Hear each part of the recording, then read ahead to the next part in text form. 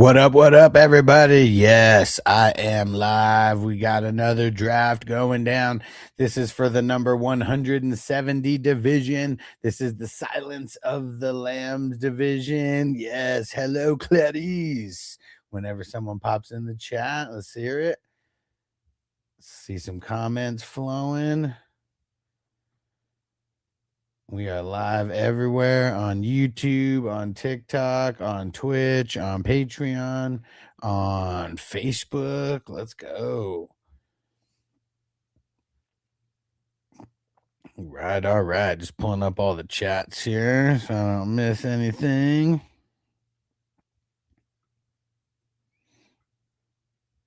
Yo, Daniel Berry in the house. King D, shout out to the LBC. What up, my brother? And we are midway through the third round here. Yes, sir. Every draft is a little bit different, but the one thing that I will say is, dude, the running backs, man, no matter how crazy some of these drafts get, it is like always the running backs that is like the craziest. I mean, you could start two quarterbacks here, but through the first 2.5 rounds, we only have 6 quarterbacks off the board. You look just in the first round for the running backs, we got 7 just in the first round. All right.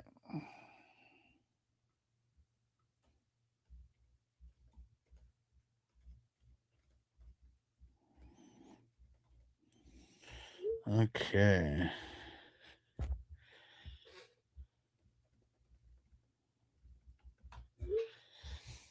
Shout out to the peeps coming through on TikTok. What up? Shad in the house. Leave some comments, guys.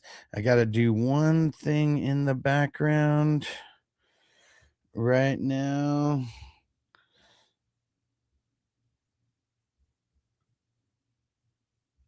All right. And just let me know, guys. Is everything good with my camera and stuff? You guys see me? Everything working? Let me know. I was having some technical difficulties with the camera earlier. I think I got to do like a big reset.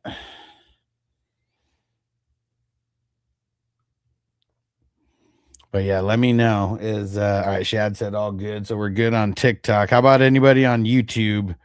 Let me know if everything's good with the camera, everything good with the volume. Yeah, yesterday I was having some camera issues, and yeah, I don't know what the hell's going on. I changed some things up on the configuration. But yeah, super annoying.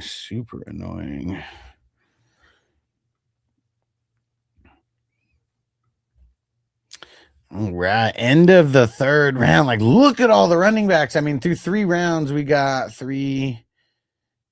Shit, no, we had 8 running backs drafted in the first round. I thought it was 7. 8 in the first round, 6 in the second round, and 3 in the third round. I mean, we're at the last pick right now, but this is insane with how many running backs are going.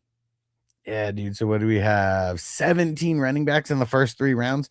Only 9 wide receivers in the first 3 rounds. We got the 2 top tight ends off the board as well, but that is a little bit insane right there.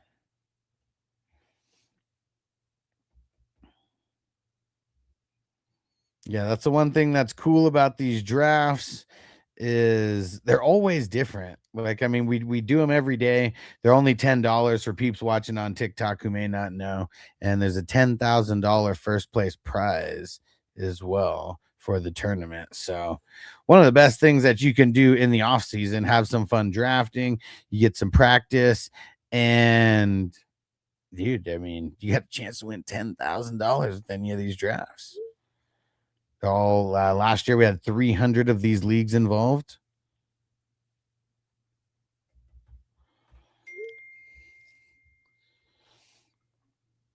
All right. And it's about that time. Who's about to smoke with me? Let's get it. You got perfect timing. About to start a little puff giving this motherfucker. And what up, Bryson on TikTok? He said I'm super high on Cam Ward this year. Nice. Like, where Who are some of the ones? Who are some of the guys who you would draft him over? Like, you know, guys who are going in the similar area.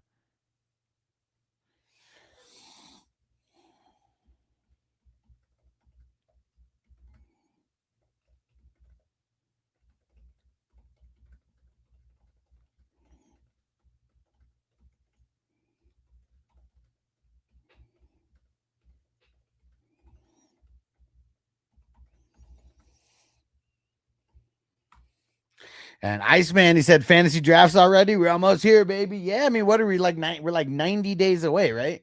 I believe because yeah, I think we're exactly 90 days away on this Thursday. And yeah, man, I mean, we've been doing drafts since the beginning of February for this year. But yeah, Iceman, you should join some of these drafts, bro. I mean, they're only $10 and there's a $10,000 first place prize. And most of the drafts, I mean, I tried to stream them. You know, I obviously can't stream every single one of these drafts. I mean, this is the number 170 70th division that we're drafting, but yeah, man, I'm live for a bunch and they're just fun. We got fast drafts, we got slow drafts. The goal is 420 leagues to be involved this year. Last year we had 300. And we are well ahead of the pace that we were last year as well.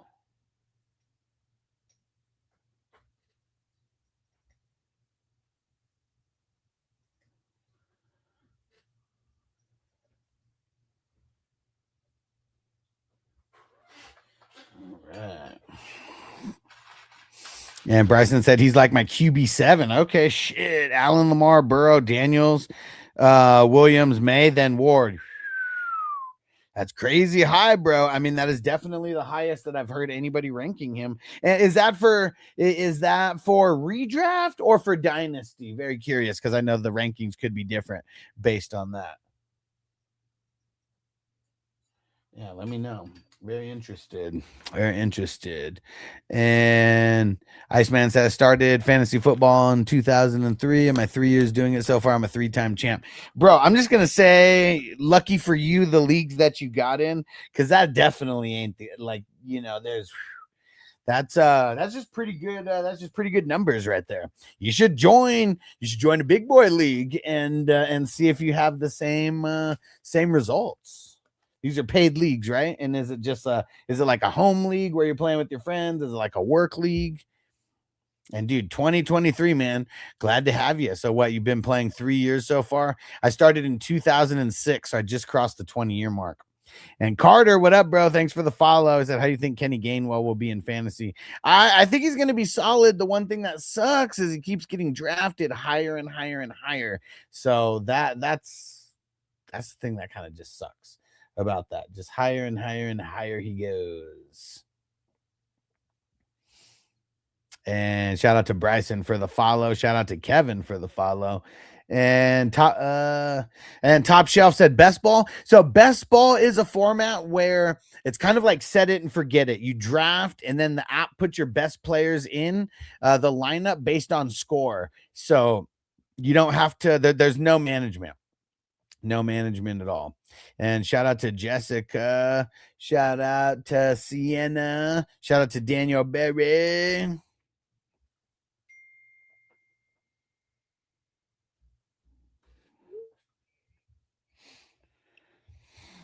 All right.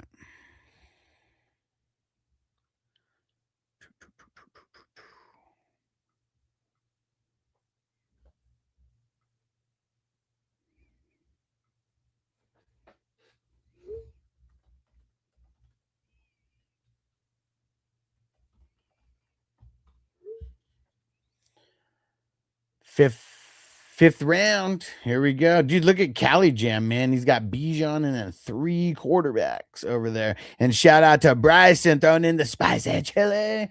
What is that? I can't see what the other one is. And we got some oranges. Let's go. Time to smoke for the crew.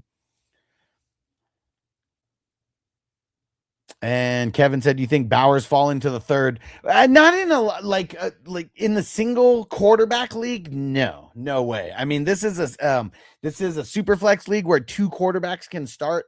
So we see Bowers and McBride drop into the third kind of often, and in this league in these tournaments specifically, like people have been going crazy for running backs, but no, I don't think Bowers dropping to the third is going to be a normal thing in a lot of leagues. I think he's going to go in the second a lot.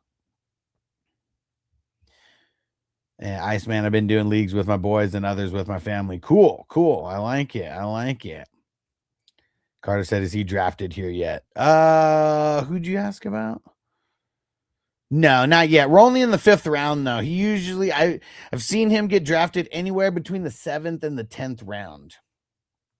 Hey, shout out to Devo coming through on YouTube with the super chat. You the man, bro. Let's go. Woo. And look at that. Devo, a member for 39 months on YouTube. You the man. We're about to smoke this bowl. Smoke this bowl ski. All right. Fire them up. I'm about to do a fat dab for Devo. You the man. Thanks for coming through, Devo. And thanks for coming through, everybody on TikTok. If you haven't hit the follow, make sure you do that. And Boss, he said, where should I draft Igbuka? Shit, man. I mean, Igbuka, like, dude, I see him. I mean, what's tough is every league is going to be a little bit different. And shout out to Noah on YouTube. What up? Every draft is going to be a little bit different, but I feel like like he just went right now at the 5'10", and I feel in a single quarterback league, I bet he goes at the end of the 3rd or somewhere in the 4th. So I think that's kind of where you're going to have to jump to get him. If you're playing in a super flex league, with 2 quarterbacks, you'll be able to get him 5th, 6th round. I mean, maybe even 7th, depending on like if people are going like absolutely crazy with the quarterbacks. And Brown said I drafted him literally right as he was asking. I mean, yeah, I mean, that's a good spot, right? I mean, end of the 5th is a super good spot to get him in a super flex league. But yeah, I mean, single quarterback leagues, I bet he goes in the 3rd round somewhere. Because like you look at all the quarterbacks that have been drafted before him in this one. 1, 2, 3, 4, 5, 6, 7, 8, 9, 10, 11, 12, 13, 14, 15, 16. 16 quarterbacks. I mean, that's like, that's a round and a quarter right there. So if you take away, I mean, and by the 5th round, maybe there's like 3 or 4 quarterbacks drafted. So yeah, take away a whole round. I mean, dude, he's going to go at the beginning of the 4th, I feel like, at the latest.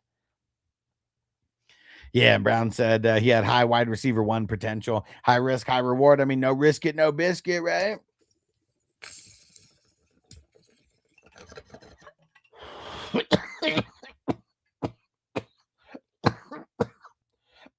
Yo, Jarrett coming through on TikTok. What up, bro? Yeah, bro. Jarrett. TikTok or YouTube. Those are the spots. Screw Facebook. I know I'm like live over there also. But I am making no money off of Facebook. I just stream there just so hopefully like new people find me. But yeah, TikTok and YouTube, bro. Those are the spots. Frizzle. What up, bro? And Brown said Buka typically goes 4.8 to the 6.5 in these, depending on how the draft goes. Yeah. And I mean, this one's kind of a little bit more even with the quarterback distribution, because like we've seen some of these leagues where like you get into the 4th and it's like straight nothing but quarterbacks drafted, So this one kind of a little bit more well-rounded. Dude, and Brown throwing in the super chat. Let's go. Dude, we got 2 dabs that are about to come for these 2 super chats. All right. Oh, hold on. Messages came in. All right, let's grab our tools over here. Boom, my Dr. Dabber 2.0. Let's go. Did I miss any questions on TikTok? Let me see as I'm packing up this dab. Iceman said my pops and I did 1 league for 2 years, 1 back-to-back, rest his soul. Man, RIP to Pops, bro. RIP to Pops. And was he the one who got you in? I mean, that's pretty awesome, man. Like, I discovered this on like all of my own. Like, my dad never did anything cool. And Bryson said, can you give me 1 player to stay the hell away from this year?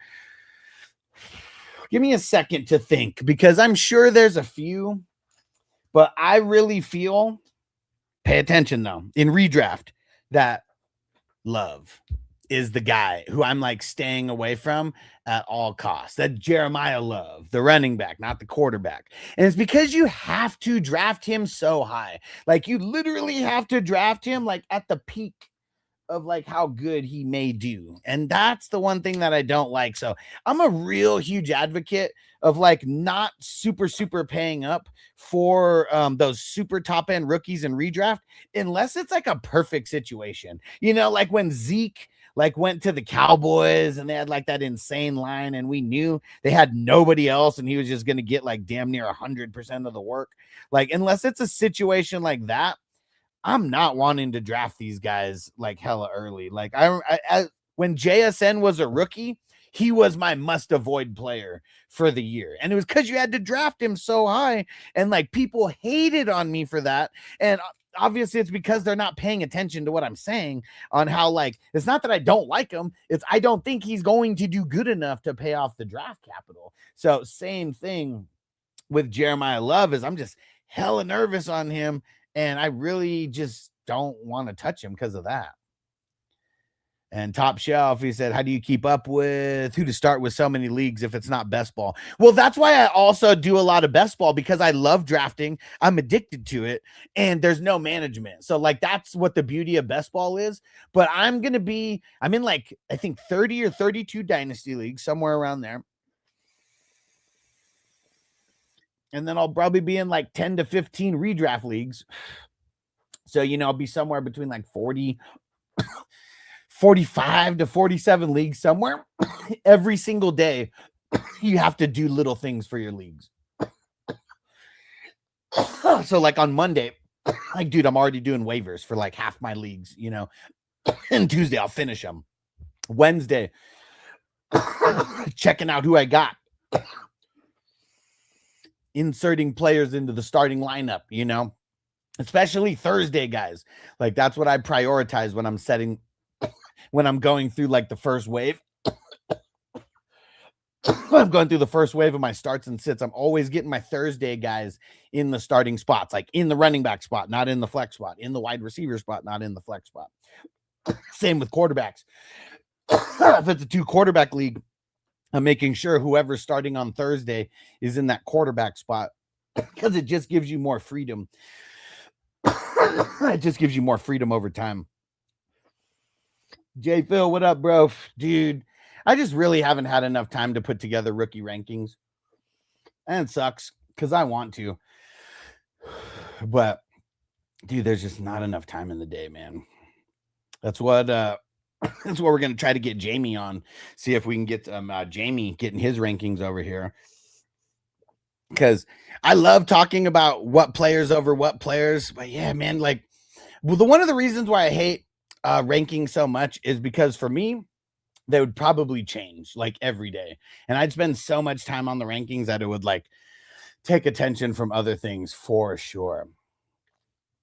And Bryson said, get this boy a drink. We're good. We Gucci, baby. We Gucci. Whew. And Carter said I would stay away from Bucky for sure. Yeah, I mean, a lot of people are. Like, let's see, where did he get drafted in this one? Dude, like he got drafted in the 5th round. Yesterday, I think he got drafted in the 7th round. So his value is definitely down because you go back to before we started hearing all this bullshit, you know, about like potential injuries and just, you know, all the fuckery. He was getting drafted in the 3rd round. So yeah, like a lot changed recently. Whoo, Devo, thank you, bro. And Brown, I'm about to do this dab for you right now.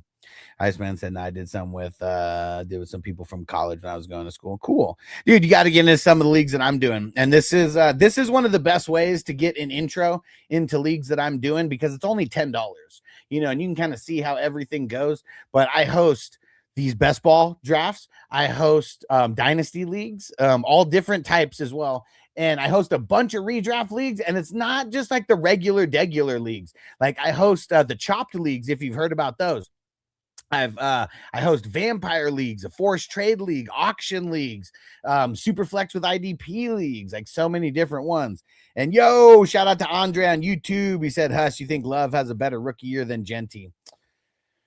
I bet it's very close, but like that's a really good example because dude, how hyped was everybody off of Genty last year? You know, I mean, not even just dynasty, like, you know, like when it came to redraft, like you had to draft him in the first round. I mean, go back to the Clyde Edwards-Helaire's, you know, of the world that you have to draft in the first round because of the hype.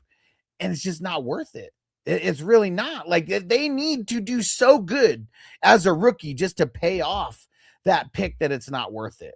You know, like Genty this year, love him this year. I mean, dude, look at all the moves that they've made to like improve their line. I mean, even if it's just the two big moves to improve their line, like that is huge, you know, compared to last year. Like any kind of thing like that is just gonna like improve these guys. And Brown said Genty Genty finished as RB12. Did he finish as RB12 when it was all said and done? I mean, that's an ugly RB12. Also, a lot of injuries, though, too. Like, that's what's like, I've said it before and I'll say it again. It's very easy to be a top 12 running back if you stay healthy the whole year. That is one of those things. If you can stay healthy the whole year, it's not hard to be running back 12 because there's so many injuries. There is so many injuries. But yeah, that's a really ugly top 12 finish because I know nobody wanted him last. Like everybody was complaining about him. Like Dynasty's different, but I'm talking redraft. Everybody hated him last year. You didn't even want to start him half the time, but you had to have the depth to be able to not start him as well. And shout out to OMG Rog WTF for the follow. And if you're on TikTok and you haven't hit the follow button, hit that follow button. If you want to follow a legit fantasy football channel, this is the channel. And it's not because I'm just here giving you random advice. I'm actually in the trenches with you guys, playing in a bunch of leagues with you.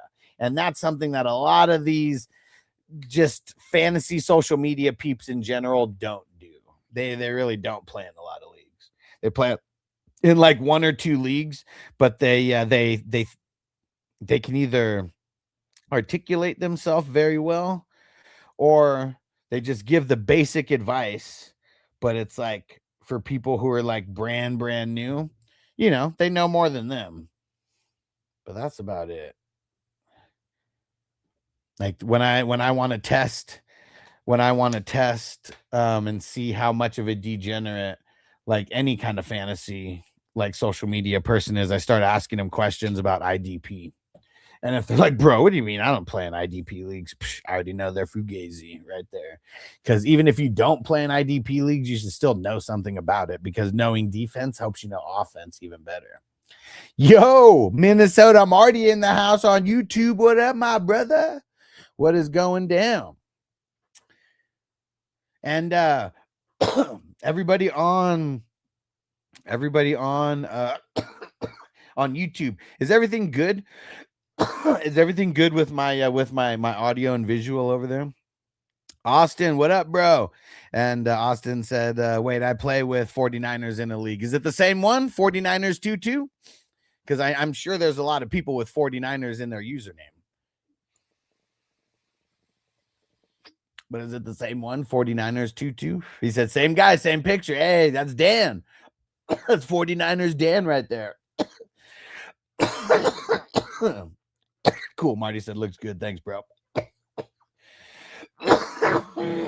Woo. Yeah. And Austin said, it's funny. I mean, that's what's cool, man. Small world, right? Small world. And I can't remember if it was last year that Dan found me or if it was the year before. But dude, he's in a bunch of these leagues, these drafts. Only $10 drafts, and there's a $10,000 first place prize. At least that's projected based on 300 divisions, which we had last year, and we're on pace to do more this year than last year. Yeah, and dude, Austin, you should join some of these, bro. Just shoot me a message on Sleeper at FF Hustler 420. You won't see me on the screen. This one filled and it didn't need me to draft. If it ever fills really fast, I just don't draft. I'll just be here commentating on the draft. But yeah, these are super fun. Whew, and thanks for the follow, bro. And what is that? Verksy said Jefferson that late. The 2-2. Yeah, I mean, you just look, people wanted to prioritize their running backs a little bit more. I mean, there was 5 running backs to end the first round, so that was a little crazy. Austin said, I've never done best ball, man. I've strictly done super flex. It would be new to me. Well, here's the thing. Like best ball, like, okay, I don't know if you guys have heard of like Underdog or DraftKings, but like they host best ball tournaments as well too. And like a lot of people are into it because you draft and then the season just kind of plays itself out. Yes. Gabe Agoo, yes, super flex, yes. That's why you see all the quarterbacks drafted so high for sure. And it's thank you guys. I like when people come in and they're like, "Hey, is this a 2 quarterback league or is this super flex league?" Because then it shows you guys know your shit and you're not just like some rook, like with when the newbies come in and they're like, "What? Josh Allen drafted in the first round? This guy doesn't even know what he's doing." You can like tell that those people are just like super newbies, bro, just super newbies, and but yeah, Austin. So yeah, it's literally just to set it and forget it. It's almost like just a draft tournament. You draft, you pay the $10, and then if your team is in the top 4 after week 14, when the playoffs start, your team moves on to the tournament playoffs. So 25% of the people in the tournament are going to make the first round in the tourney playoffs. But yeah, man, you should definitely get in. It is super fun. And Verx said, "Oh, sorry, I thought it was a late 2. No, it's Snake. Yeah, he got that. He was right at the 2-2. I mean, he's usually right there at the beginning. I mean, I've seen him slip. I mean, dude, I don't know how CD Lamb slipped to the 211. Like, that's crazy. And Isaiah said, "Get Schmitty, bro." So I'm not drafted in this one, but you're talking about Devonta Smith. He got drafted at the 6-6. So yeah, he's been gone for a few rounds now. And Austin said, "I'll shoot you a message, man. I don't mind learning new leagues." Yeah, bro. I mean, these are super fun. And this, like, I do this full time. Like, I have a full time fantasy football business, and that's what I do. For all everything that I got going on. So I spend a bunch of time doing this.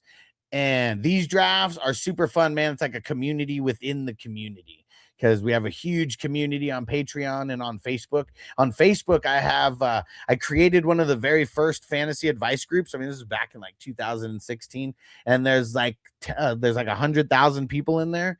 And it's pretty awesome, man. Pretty awesome. And then on Patreon, 420crew.com. If you guys know about Patreon, go join over there. You can join for free so you can follow along with stuff. But if you get on as a paid member, you're supporting the movement, but you are also going to be getting a lot of advice and information that I specifically put for paid members. Stuff that I put hours and hours and hours worth of research every week.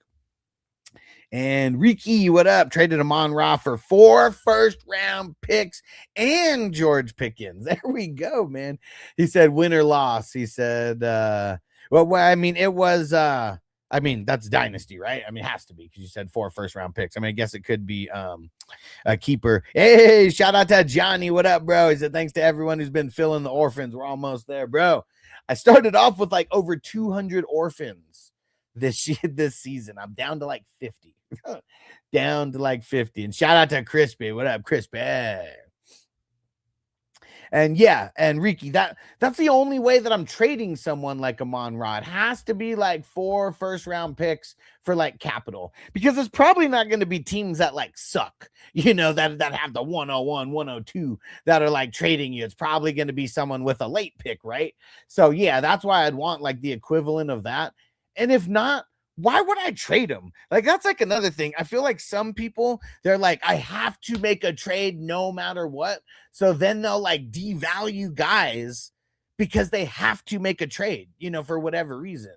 And yeah, I don't like that mentality when it comes to dynasty. I'd rather hold especially when there's months and months and months before the season, right? Like, I mean, there's no reason to force a trade unless you're getting the value that you want. Because you can always revisit it weeks later, a month later, 2 weeks later, and the season still hasn't even started. Yeah, Austin said 1.5 through the 1.7. Yeah, for sure. For sure. Monra's definitely a keep for me unless I'm getting another top 10 wide receiver plus picks. Yeah. I mean, Amon Ra's like so good that he's just someone that I really don't even want to trade away. You know, when people devalue him, I want to buy him off of them. And that is for sure. Whew. All right, dude. Hutchinson and Garrett first IDPs off the board. Ooh, and Andy got Hutchinson and Crosby as a crazy IDP duo right there. Austin says, especially PPR, he catches 12 to 14 balls each game. I mean, exactly right. Like, I mean, I know that he might not have his high highs, you know, every single game. And I think that's why he probably gets devalued a little bit. A lot of mouths to feed, you know, and Gibbs gets a lot as well. Got Laporta, you got Jameson. I mean, you got a bunch of people over there now. But yeah, if he's going to get me 10 to 14 catches and like just around 100 yards, I know that's not going to be like wide receiver one on the week, but that is going to be a damn good, you know, score in my starting lineup. That is for sure. That is for sure. Ooh, there goes Rodgers in the 10th round. It's like just sneakily, he's like moving up to where you have to draft him in the top 10 rounds, which are like technically all the starters. I'll say exactly, bro. Might finish with 80 yards, but I'll give you 13 points off his receptions. I mean, right? Yeah, like, dude, if you're getting close to 20 points just off of your receptions, not even mixing in yardage, not even mixing in touchdowns, I mean, that's a baseline that I want. Because no matter what, like, that's the volume that everybody is chasing. Like, everybody wants efficiency, but it's like, dude, if you're getting volume like that, the efficiency can lack a little bit. Because like that volume is just going to carry. Michael Pittman and Michael Wilson back to back in the 10th round. Yo, Chef Chunky said he said the fantasy football boss man is live. What up, Chef Chunky? What's going on, bro? Thanks for coming through, my man. 10th round, baby. 10th round. We got TJ Watt. Off the board. That's and Matt, you in here? You in here, Matt? Man, you drafted him. I'm not saying you don't draft him. You probably could have waited like a round or two. TJ Watt's not getting drafted at his peak like he was. Peace out, Austin. Yeah, send me a message on Sleeper, bro. We'll chat it up. I'll get you into one of these drafts. And ask message 49ers 22, message him and just ask him about these drafts. Like, he's loving it. Just if you want like another just if you want to hear like get the lowdown on me. Chef Chunky said, feel like dishing out some free advice, homie. I mean, just ask some questions, man. That's what I do. And Stanky Gusso said Scat is crazy overrated, man. Dude, I said it last year. Definitely saying it this year as well, too. I mean, in a single QB league, I'm sure he'll get drafted in the 2nd or 3rd round a lot. In a super flex league, like, man, I don't want to touch him like in the 3rd. That is I mean, this is probably one of the highest I've seen him drafted. He goes in the 4th and 5th round a lot, but he gets hurt a lot. And that's the one thing that I don't like about him. He is I mean, he doesn't really protect himself much when he runs. That's like the crazy part, right? Like, I mean, I feel like he just opens himself up for a lot of big hits, and that ain't good. And Ryan said ETN over Neighbors and Caleb. I mean, this is dude, Dave knows what he's doing, but look at all the running backs though. Like, that's why. Like, I bet that doesn't happen in a lot of regular drafts, but like, look at how many running backs went. I mean, there was 8 in the 1st round. There was 6 in the 2nd round, and then 3 in the 3rd round. Like, dude, I mean, running backs were just going like crazy. Chef Chunky said, you giving up Brees for Bucky in a second. Nah, man, I don't want to trade for Bucky right now. Like, dude, there's way too much around his injuries that, like, nah, man. Like, I want to wait and hear more info about him. Unless you're buying them at like pennies on the dollar, and giving up Brees ain't pennies on the dollar. So no, I would not do that. Stanky said he was a 4.6 guy before destroying his ankle, 4.8 guy the rest of their career at a max. I mean, We'll see. We'll see. I mean, even 4.8, I mean, it's not slow, but yeah, you're gonna have to be real shifty at that point, right? Because like the top end speed, you're just probably not gonna burn a lot of people. You're gonna get hawked. All right, Chef Chunky said, thank you for talking me off my own demise. That's what I do, bro. That's what I do, man. I'll help you make a level headed decision because, yeah, like, I mean, if we go back a couple months, I'd probably be like, yeah, man, that's a good trade. Like, I bet Bucky bounces back like really dope in 2026. But nah, man, not now. Like, dude, we've been hearing way too much stuff that makes me way too nervous about his injuries, man. And like, wouldn't it fucking suck if like you trade for him and then it's like 2 weeks later, it's like, yeah, he's having this issue. He's starting on the pup, and then he's out for 6 weeks, right off the bat. Like, I mean, not the worst thing in the world, but that would suck, like happening right away after you trade for him. And like, that's what I just like, I have this feeling like something like that is going to happen. And I don't like it. I don't like it. Yeah, Chef Chucky said that's how it goes too. Yes, and like I don't want to be on the receiving end of that. That sucks. It sucks when you're on the receiving end of that. I mean, if you trade the guy away and then it happens, I mean, I'm sure we all feel bad, but at least it didn't happen to us. Yeah, so yeah, good man. I'm glad you came here to ask that. And VVS, Javante or Scat in a 32-man dynasty league. I feel like Javante is a little bit safer. That's where I'd probably go. Like I would draft Javante higher than Scat. Oh, look at Brown locking down Gray and Dodson. Well, obviously. Let's go. Chef Chunky Scat feels like his shelf life would be very short. I mean, it's the way he runs, man. He runs with like reckless abandonment. Like that's what makes me nervous about him. I don't hate him, but I devalue him because of that. Like, I think the only time that I got him in these drafts is when I got him in like the 6th round. And I felt like it was like such good value that it was like, yeah, I'll get him there. But like he got drafted in the 3rd here. He gets drafted in the 4th. Like, I don't want that. And shout out to BVS. I appreciate the insight. Hell yeah. And make sure you guys hit the follow button if you have not. I swear, I will be your best fantasy football resource. And that is like no cap. But it's because I play in all these leagues. I've been playing for over 20 years and I've been commissioning for just as long. The only year I didn't commission was the very first year that I played. And yeah, dude, like I just have insight on like just so many different things that a lot of people don't even think of. And like, even like, see how we're drafting defensive players. There's so many of these fantasy football social media guys who like, they don't even play with defensive players. So like they understand like random things that they like read stats wise, but they don't know why the stats are what they are because of the individual players that are making things happen.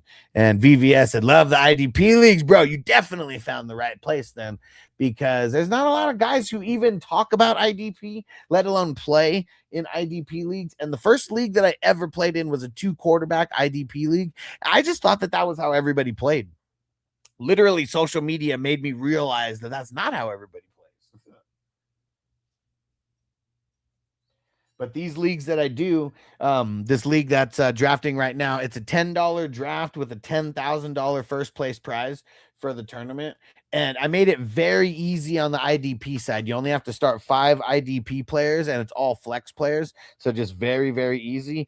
This is my way of kind of like converting people to start to at least play in an IDP league, very, very, very, very small stakes, and you get to learn. You're going to learn a lot if you do 2 drafts, $20, you will learn so much in those 2 drafts.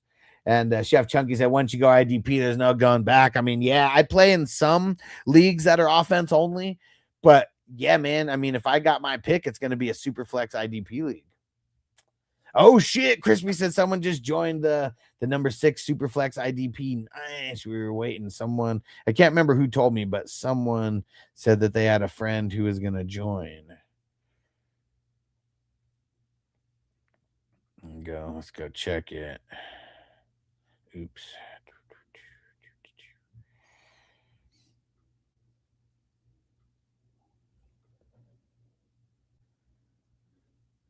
Let's see. All right, we have oh shit, we have 3 empty teams over there. Man, that sucks. There we go.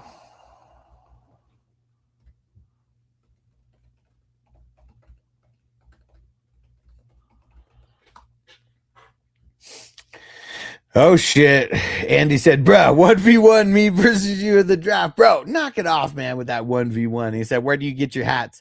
This is the company is Grassroots. Grassroots. I love the hats, man, because I don't really rock like sports hats like anymore. Like I'm mainly rocking these lifestyle hats, bro.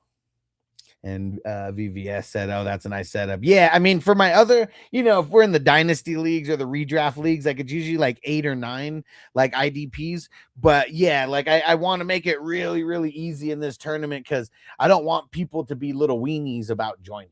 Like I want to be able to tell someone it's very, very easy to draft 5 to 10 IDP guys, because we're talking, you got like 400 guys to choose from, and if you're going into bench spots, I mean, dude, you got like thousands to choose from. But yeah, so that's because it's my whole goal to make IDP the norm. Like I know it's probably going to be impossible for me to do that by myself, but I know every single year I'm getting dozens, if not over 100 people like introduced into playing in IDP leagues. And so like literally if I can get 100 or more people like introduced every single year, like that feels like a big accomplishment for the IDP community. And Andy said, I don't own any hats. What other brands do you like? I mean, I'm pretty loyal to certain brands, and like this is the only brand that I haven't bought a different hat other than the Grassroots hats. Shit, I don't even know. Like might be like maybe before COVID. Yeah. And I have a lot of different ones. Like I may only rock like the same, like, I don't know, 3 or 4 like on the live streams or whatever. It's like I'll get different ones for like the year. I'll get like 4 or 5 for the year. Once the other ones get like worn out. Then those just get passed on.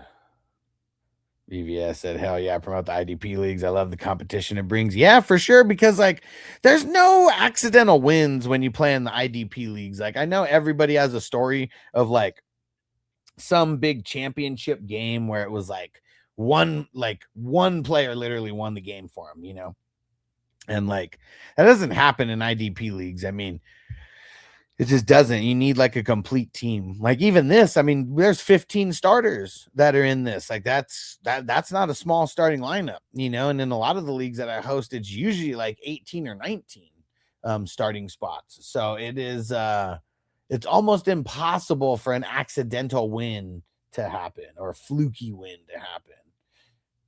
And I mean, I guess there's fluky wins, but it's like you need fluky stuff happening on both sides.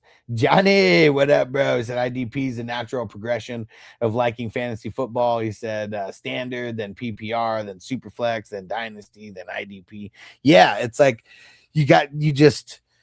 once you're open-minded about getting outside of like that very first style of league that you joined, it's like you're just opening Pandora's box, and like, yeah, Superflex. I mean, I guess what's crazy is like, yeah, I guess I don't even think about like standard. Like, I mean, I know that there's people who play in standard leagues and I still don't understand it. It's like, how does a reception not mean anything? Like I know the yardage means something, but yeah, it's kind of crazy to me. And Stanky, I assume this is not a dynasty startup. You assume correct. This is a redraft league. Yeah, if this was a dynasty startup, probably be more quarterbacks going earlier, I would assume. But yeah, this is a redraft, a best ball league. There is 10 offensive starters and 5 IDP starters. So 15 total starters that people are drafting here. And yeah, Johnny, it's awesome that you've been doing the same thing over there, just naturally getting these people to progress, man. I love it. And sometimes if people just meet me, they just skip the first couple steps and they just jump all the way into the deep end of the pool. That's what it's all about. Look at that. Kelsey in the 14th round. People just totally forgot about him. Because I swear last couple days he's gone in like the 10th or 11th round. But yeah, he totally slipped there. And look, it's when people start getting into, oh man, I don't know what happened to Andy, but he's on auto right now. Damn, he's been auto and IDP since round 9. And Walm 538 in a rookie draft. Should I trade the 201 and the 204 for the 109 and take KC? Probably. I mean, especially if your team's like pretty top heavy, because I don't know, like who are you gonna get with the 201? Like maybe like Omar Cooper, Denzel Boston, like one of those guys. Maybe like the 204s, like Antonio Williams, like something like that. I think I would rather just have KC than the combo of like two of those guys, because I feel like either way, all those guys are going on the taxi, like no matter what. Like, I mean, I just feel like every one of those guys is just gonna funnel right into the taxi squad until something pops, with them. So I wouldn't be opposed to that. If your team is more of a rebuilding style, I wouldn't do it though. I would just take Boston or Cooper and Williams with that other one. I would just, because at least you'll get 2 dart throws with that for your rebuild. KC, I still feel like is not like guaranteed of anything.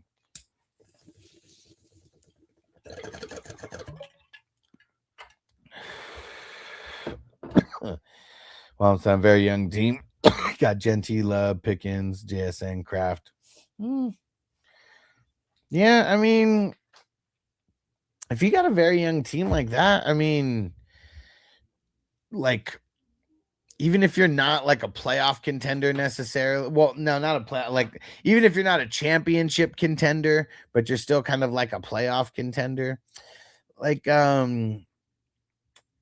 yeah, I would say, I guess, how many spots in your roster, like your starting roster, do you feel like you have to replace?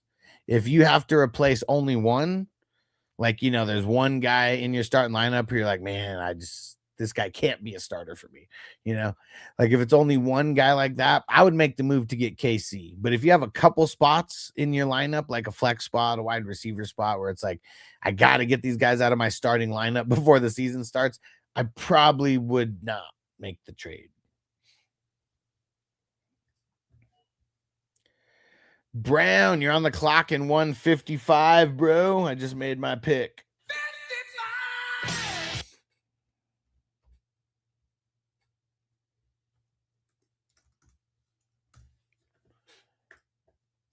Chef Chunky said Casey's going to be exciting until you realize the team. I wish you went somewhere else. Yeah, for sure. I mean, that's another reason. Like, it just landing spot almost makes more of a difference than anything, because all these guys are talented. Like obviously coaching and schemes and all that. Like all those things make a difference, but all these guys are talented. It's like they need to be in the right system that's going to utilize them the right way. And I think one thing also, I know wide receivers are a little bit different, to where like first round wide receivers, like you're probably going to be in the mix like right away, whether it's wide receiver 2, wide receiver 3. But like a lot of times, if you don't have, like, I mean, they got Jerry Jeudy, but him and KC, I mean, I don't know, would Jerry Jeudy even warrant the number 1 all the time on the other side of things? Like if KC ends up getting the number 1 cornerback on him for like, I don't know, 30-40% of a game, because like it's just like that cornerback is just on the side and they keep like moving people around, that might not be good for him. That might not be good for him. VVS, I gotta hope we get traded or something for sure. Chef Chunky, Jets use Sadiq. I'm buying the motherfucker everywhere. They better. I mean, they've only had limited success to the tight end is what scares me, but I've still took Sadiq in some areas, like over KC. And Bluefish interested in where Michael Wilson's going. He went in the 10th in this draft. Let me see.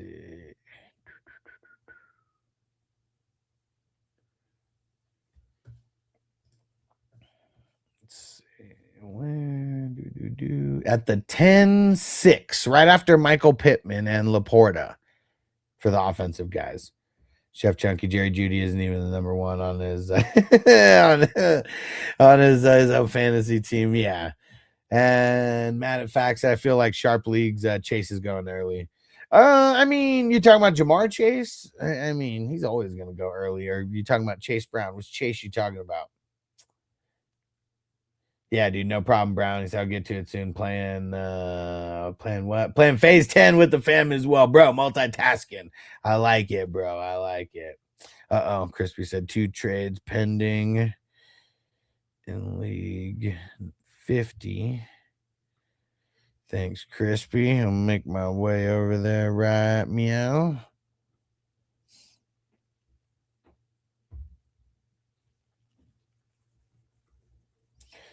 Okay.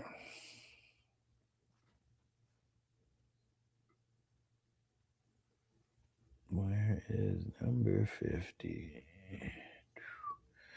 Let's see what trades are here. Sam Laporta for TJ Hawkinson, the 307 and the 311. Shit. I would definitely want the Sam Laporta side of that. And then same guys made the same trade. Aaron Rodgers, Devontae Adams, and the 110 for Malik Willis. I mean, I would much rather have Malik Willis over Rodgers, but getting all those other pieces, if it's just a depth quarterback, man, like I like getting Adams in that 110 and Rodgers over Malik Willis. And Mad Fact said Chase Brown. Okay, yeah, for sure, dude. I mean, look, he went the 2-4 in this draft. I mean, there's a lot of running backs that went off the board, but I feel like every draft he's going in the second round, and it's usually the high second. And Giants have Conception or Boston went to San Fran. We'd be so psyched about him for sure. For sure. But they went to Cleveland. Shout out to Ghost Monkey. And Jay Minton said it's a Laporta steal. Man, I mean, seemed like a steal, right?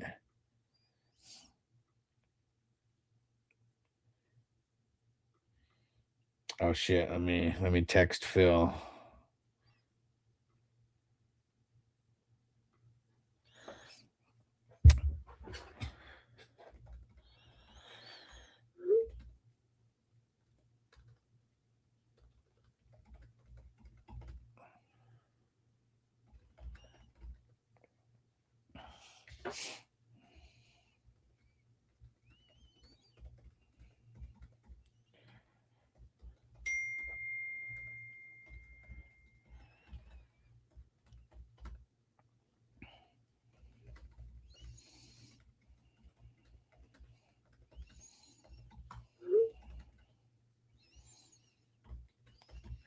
All right.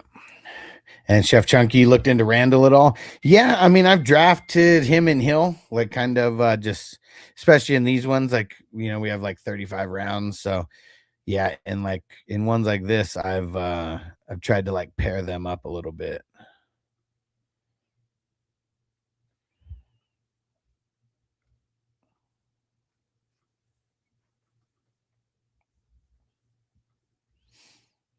Bluefish Chase Brown was top 5 second half of last year. I mean, dude, when the Bengals are clicking, man, just needed Joe Burrow, needs Joe Burrow to be on the field. A lot better things happening. He was also 30th in the first half. Yeah, for sure. I mean, that's first half wasn't the best for the Bengals last year.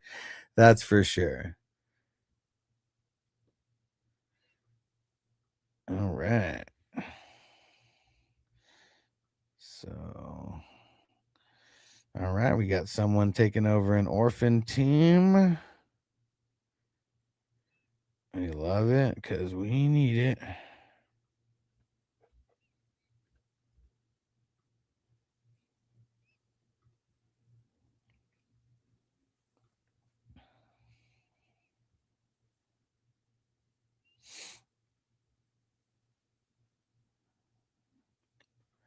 Yeah, this team is pretty good, man. Baker, Herbert, CD, Trey Henderson.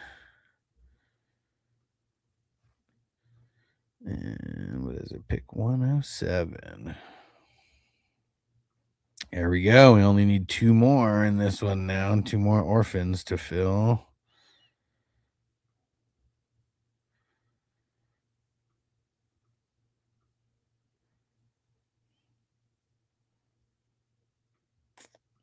Okay.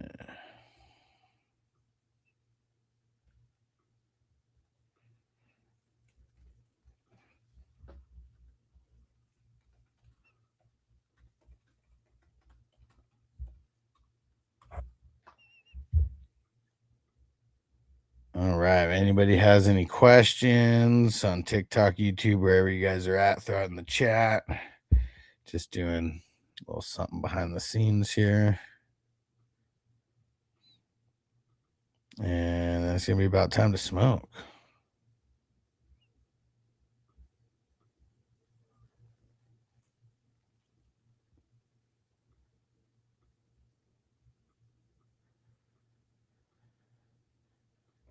All right.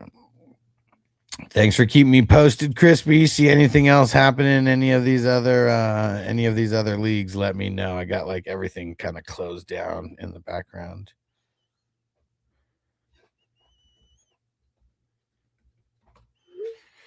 Dang it. Okay, hold on. Let me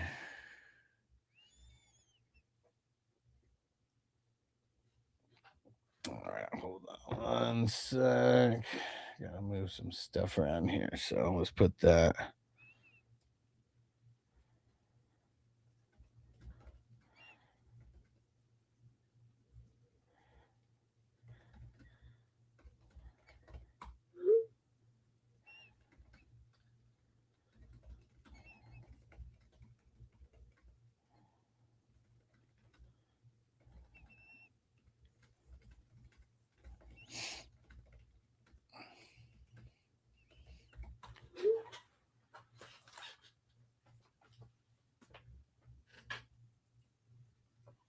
All right, 1 second, guys. Actually, I know what I can do is play a quick song. Yeah, 420. Light it up, smoke it. Let that bud choke it. Drop a super chat. I'll hit a fat ass dab. Then we roast your lineup straight out of Vegas. 420 crew. Let's get elevated. Yeah, roll that blunt, light that screen. It's the 420 crew, fantasy football supreme. The 420 hustler, every line full blown. Alex the hustler, turn the mic to a throne. Yeah, every 4 ball. Straight out of Vegas. Name is Alex the Dawn, fantasy hustler. Drafted till dawn, Patreon popping. The crew runs deep, savages grind. No time for sleep. Dynasty redraft. All right, 1 sec. I'll be right back. IDP tournaments. Yeah, we run them all. 420 network, living out the dreams. Smoke sessions live. YouTube streams. Waiver wide rip, start sit, no delay. Grind never stops, that's the hustler way. Ricky Williams rolled through, blunt in his hand, talking Heisman runs in that South Beach brand. It's the 420 hustler, motherfuck the rest. IDP rankings, Zach Bond the best. Linebacker point sacks. Yeah, Zach Bond the best. While we cheap and we boss. It's the 420 hustler, motherfuck the rest. IDP rankings, Zach Bond the best. Linebacker point sacks. Tackles for loss, we count every stat while we cheap and we ball. Sunday watch parties, game day lit in the crib. Big screens, big buds, big bets on the rib. Vegas live drafts, MGM tweet with the crew. Smoking on that Zaza, drafting with the crew. Hustlerpod.com, merch links, the whole scene. Fantasy Savage badge if you join the machine. IDP, best ball, tourney entries running strong. Draft deep rounds, pray your defense don't go wrong. Wilbur Smith, Parsons, Warner in the mix. We stacking those tackles like bricks. Them bricks. Dynasty startups, rookie drafts in June, fantasy fights. Rookie drafts in June. It's got Apple Pod, Spotify, Red Circle 2, 1,000 episodes. We're coming for you at FF Hustler 420, tweeting fire takes. Drop that bum ass running back. Go get Jay Ferguson, that is free tier. Patreon, still get the smoke. Chris says, I love this motherfucker sends me shit trades and tries to convince me like a bad car salesman. We study them tapes while we float in the air. 420. Joyce, are you talking about me? I said my best work for you. KTC stands for keep tanking crispy. That's hilarious. From the waiver wire to the championship throne, 420 fantasy hustler, take your ass home. Roll it tight, pass it all night long. Mic drop, And hit from the bone. 420, 420, hustler, hustler, IDP, we the motherfucking crush. 420, 420, hustler, hustler, IDP, we the motherfucking crushers. Yeah.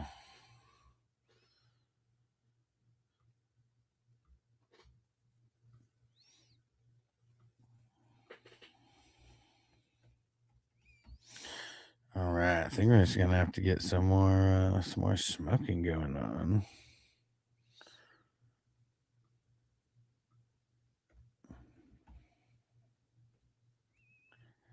Let's see.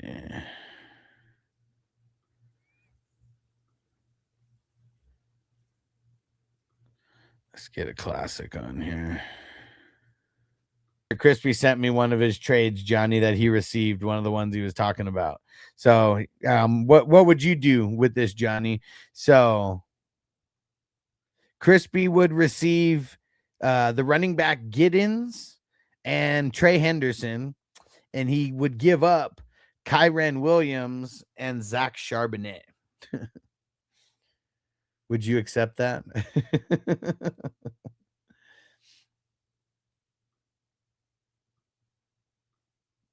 Yeah, definitely wouldn't take that. Let's see.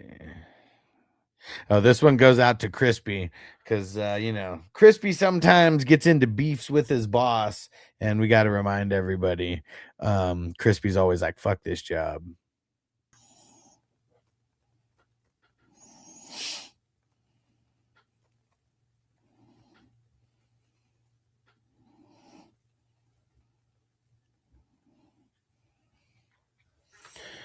Whew.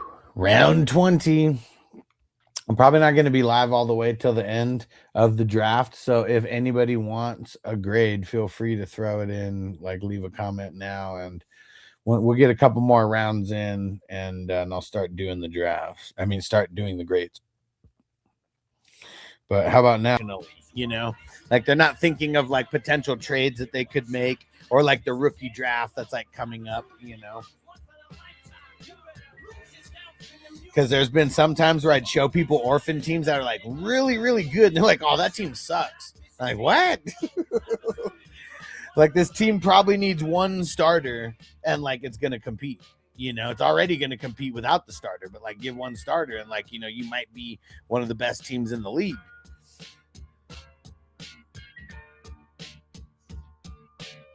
Yeah, so that's what we're going to start doing. They're not thinking fourth dimensionally.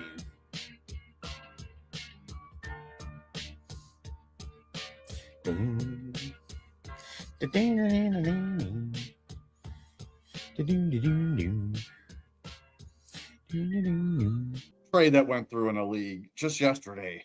And what was it? I'm like, you're insane. I don't know. I got to find it, but I mean, you put it in keep trade cut. Yeah, I guess it adds up. But it was freaking ridiculous, man. There was a whole thing in the chat. I'll find it and I'll bring it up in a minute. I gotta find which league it was in. Keep trade cut just makes people worse managers, I feel. Dude, 100%. Because it's all crowdsourced. And you know what? When I go on it, in the beginning where it asks you to keep trade or cut this guy, I don't even look at it. I just hit tap, tap, tap. Right. And just cut right through it. Like, yeah, for that sure. affects how many people do that? At least 60, 70%, maybe. Right. And that's where they get their rankings. Yeah.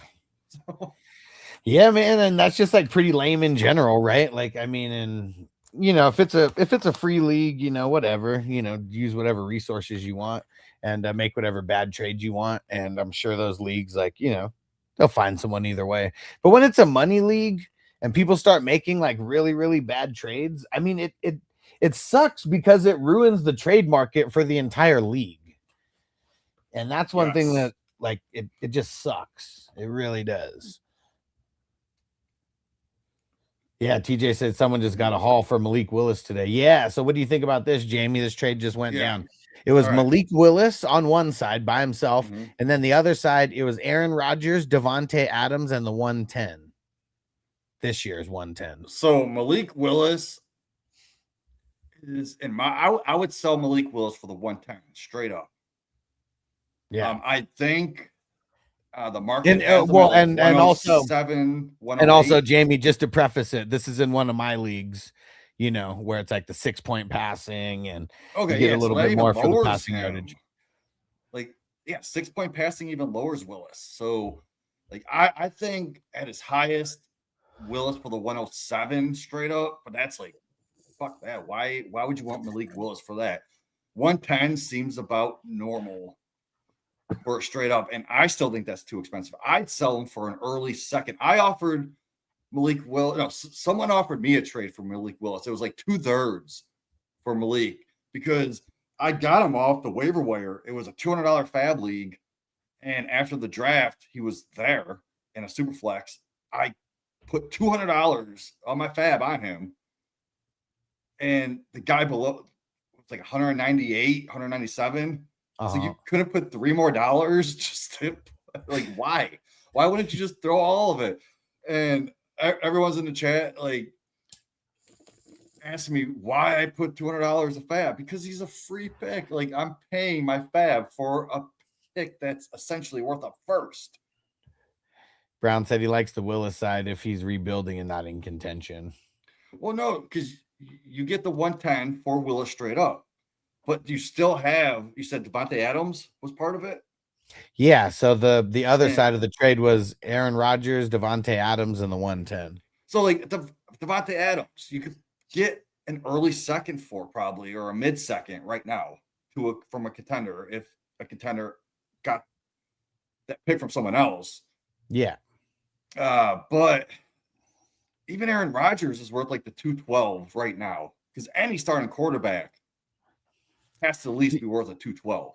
So what's funny is, like, man, there was in one league where I have Aaron Rodgers and I'm kind of like a little bit of like rebuilding mode. Like, I put him on the block just to see if anybody would be interested. And like the only offers that I got, it's a super flex IDP league, were 2026 6th and 7th rounders. That's it. I was like, dude, are you crazy? I was like, I'm not selling him for like less than a second. Like, he's a starting quarterback. Well, and an IDP, I would think like a third would be fine. Yeah, IDP included.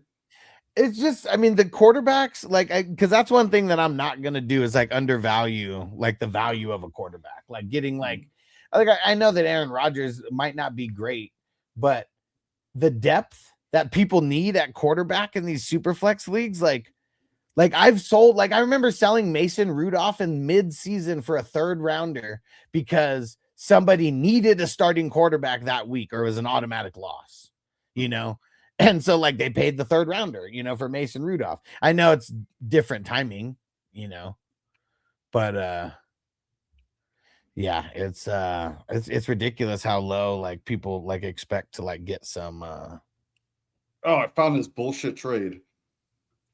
So someone traded away Kenneth Walker, and in return, they got Jaden Higgins, Kyle Monungai, and a 2027 third. Say it one more time. So Jaden Higgins, which is probably worth like a mid-second right now, right? Yeah. Kyle Monungai, same, probably like a early second, I would say. Something like that. 2027 third. For Kenneth Walker, a guy that is looked at as like a top 12 running back just this season alone, top 10. Yeah, I know that. I don't know how. There's a lot of people who are hating on Ken Walker, and I don't really know why. Because now he's in a system where he's going to get way more work. Exactly. He's always been good. He brought up the injury. I was like, well, in the Super Bowl, he was Super Bowl MVP. So where's the injury? He's back. He's back 100%. But the fact is, like, Kenneth Walker, even if you're low on him, you have to put him at what, RB 15 in Dynasty? If you're low. And that's still above Jadarian Price, who is going at 105. So you just gave up 2 second-round picks for the 105. 106, or less than that, because Kenneth Walker is definitely going to smash more than Jadarian Price. I would put Kenneth Walker's price at like a Makai Lemon at the lowest. But you could make an argument that Tyson and Kenneth Walker have even value in Dynasty, depending on if you're rebuilding or contender. I think people just get way too emotional with trades, is what it is. Like not liking a player or whatever, and you just get rid of them. Or like in June, thinking that you have to force a trade, like the season's about to start or something. Like that's another thing that I don't understand. And it's like, why would you trade away a running back right now? Like, I don't even trade 4 running backs, really, but getting this value, that's a steal for Kenneth Walker. Yeah, for sure. And Crispy said Singleton, Antonio, or Emmett. I mean, team needs, but I feel like I'm Singleton, going Antonio, or Emmett. Like, oh, it's not even Emmett. It's not Emmett close. So it's between Chris Bell, if he's still available, and Antonio Williams. And then you throw in Singleton. Well, no, just out of these 3, how would you rank them, or who are you picking? That's what he's asking. Oh, it's easily Singleton and Antonio Williams. Who would you like? Who's your number 1 out of these 2 guys? Oh, it'd be Singleton. Okay. Because so I put Antonio Williams in that tier. Like if you're in an early second, like the 203, 204, and Williams is there, and so is Chris Bell, I would look at your team and be like, am I a year away? Can I sit on Chris Bell, hold him for a year? Because I mean, he may not play this year to the fullest extent that he's going to in the future. But I did hear that he is healthy and he's ready to play. Okay.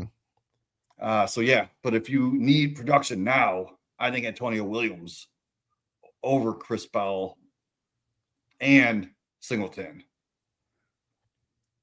Yeah, and Brown. You're gonna have to sit on Singleton for like at least a half a year until he shows you something. For that's sure. if Pollard gets hurt. Yeah. So I think Antonio Williams is I think he'll have more opportunities to shine like earlier in the season, but even him, like he still might have to wait till like mid-season. Oh yeah, I mean receivers don't pop off. Receivers don't pop off right away. Even the elite ones sometimes take time. So there's got to be an injury or something that happens that like gets him like forced into the top 2. Yeah, but like I think Antonio Williams has the best path to targets on the Commanders, because you have McLaurin, obviously is going to get a lot of targets. They brought in Rashad White, who's probably going to get some of the target share, at least 11%. Mm-hmm.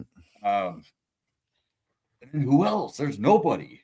And I wonder, like, if the Brandon Ayuk stuff, if that's just a troll job or if they actually are like in talks. I think they're better off without Ayuk, man. That dude's a pain in the ass. Yeah, he's not helping himself with all the shit that he's doing on social media right now, because nobody wants to deal with that. Like, just Antonio Williams is talented enough where he can get those slot targets. Like, he's probably going to play 60 to 65% of the snaps. Yeah. And, you know, he's not going to see all the targets. But shout out to Matt on TikTok coming through and throwing in the cap. You demand, Matt. Tickety tock, get Chiggy with it. I was just about to bring up Chig, man. Like, he's gonna see a lot of mad targets in this offense too. Yeah, because you look at Zach Ertz, dusty old Zach Ertz. Last year, Zach Ertz had I want to say a 20% target share.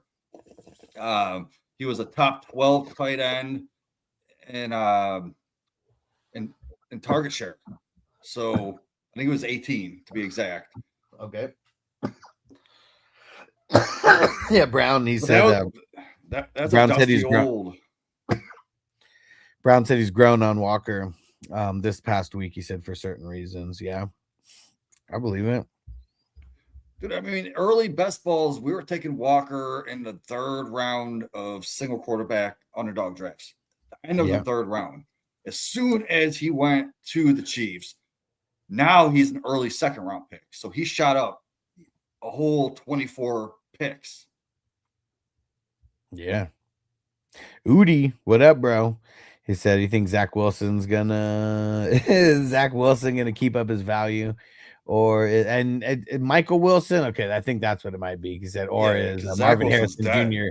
Jr. He said, or is Marvin Harrison Jr. going to step up more?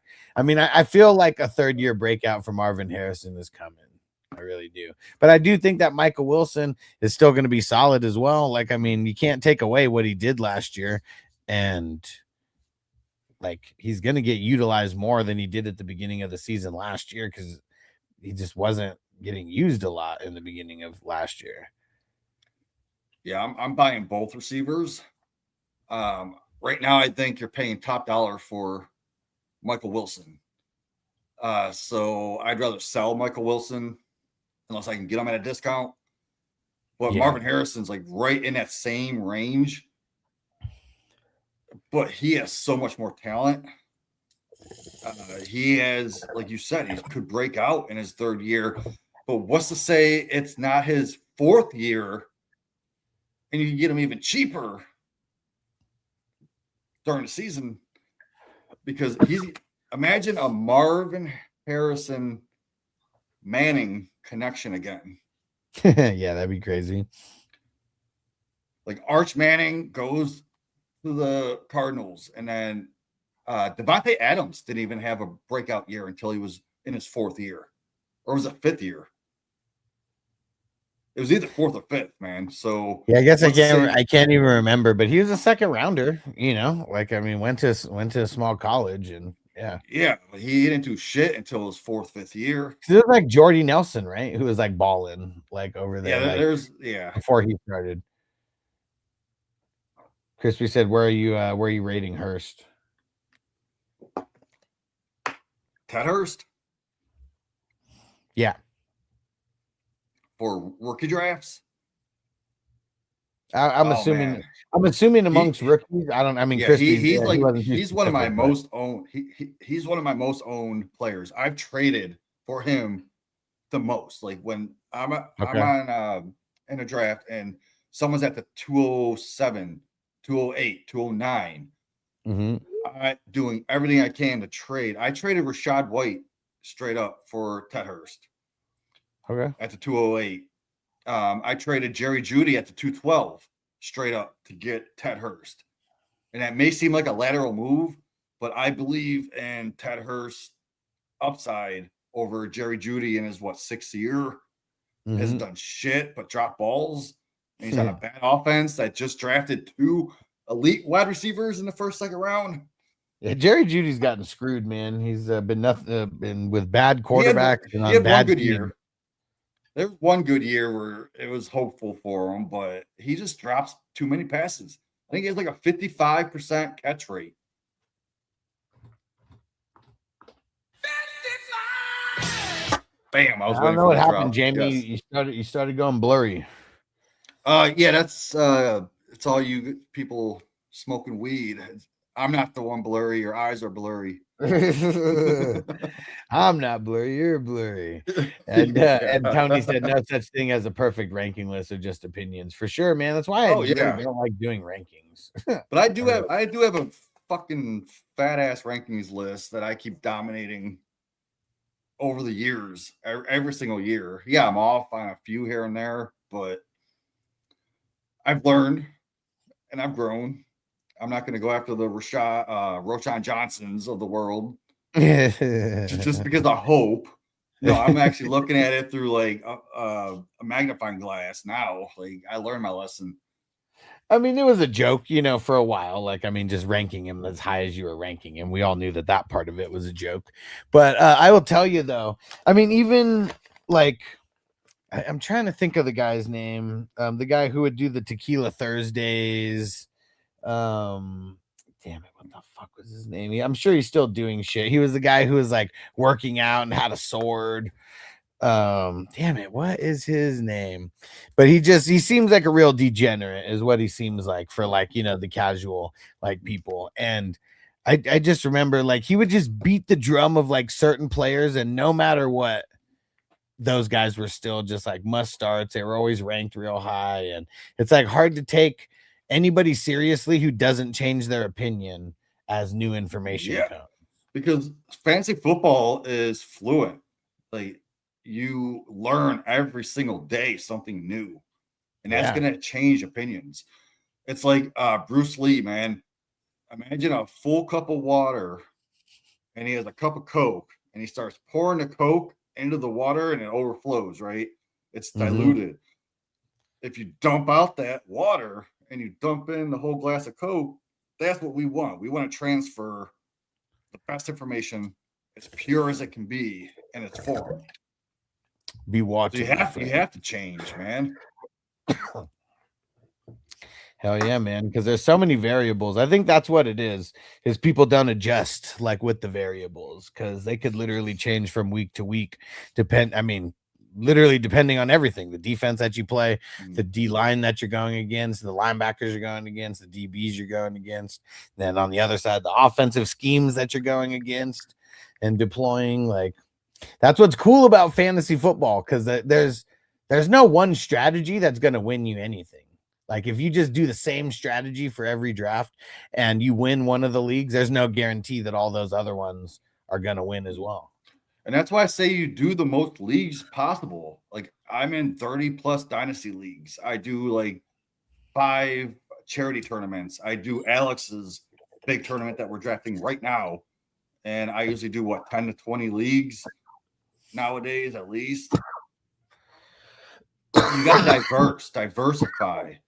And if you just grab the same guy over and over and over again, that's not good process. I try to keep it to at least like 15 to 20% exposure rate on average. Sometimes I do get up to 40, 50. For example, last year, in my 4th rounds of the draft, there's one guy I was going after, and then he wasn't even drafted in some drafts. So I got him off the waiver for I put like 50, 60% of my fab for this guy. And that guy ended up being a top 12 receiver or a top 12 tight end value in Ronda Gaston. And look at this. And Tony on TikTok, he said, in one of my leagues last year, I had Bijan and McBride in a 10-man league and finished in last place. Right? Like, Holy I mean, shit. That's crazy. I mean, yeah, so the rest of your team was probably pretty bad, or you just had bad weeks. Or maybe the guy that you played. The reason why I hate 10-man leagues is because every team is like really good. He probably had a shitty schedule, and that's like literally just bad luck that you can't overcome. Like every one of us has played in a league where you've had the worst schedule out of everybody. You have the most points again, Well, you know what I do too is in my a couple of my dynasty best ball leagues. I do overall points for the 6th seed. So like out of the last teams that didn't make the playoffs, out of those 7 teams, whoever scored the most points, like max points for, so you can have the worst record and have the most max points for, and you still make the playoffs. Yeah. So I think that 6th seed really does belong to the most points scored outside of the record. Yeah, the one thing that I'm going to start, I do it in the Hustler Green Bowl, and I want to start doing it just in more redraft leagues, and then, maybe over time, like mix it into Dynasty. I like that seventh playoff seed, like they do in the NFL, and then only one team has a bye. Yeah, only one team has a bye. Okay. Yeah. So instead of it being 2 games that happen that first week, only one team has a bye, but then there's 3 games that happen that first week. So that's, it makes that number 1 spot that much more valuable because only one team gets a bye.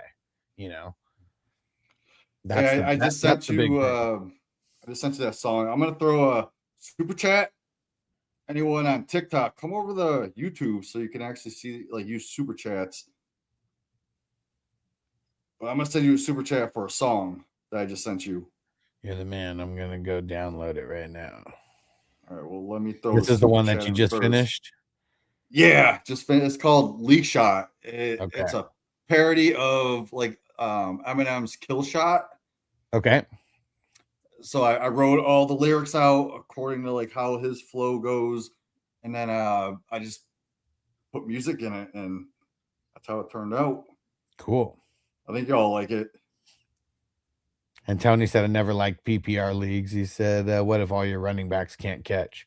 Well, I mean, I think the reason why PPR is there is more for the wide receivers. You know, the running backs who can catch, which it's higher of a percentage than it was, 20 years ago and more than 10 years ago. And every year, I think we just get more and more running backs that can actually catch as well.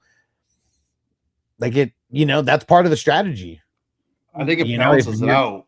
Yeah, because not every running back is going to get 60, 50 plus catches, per season.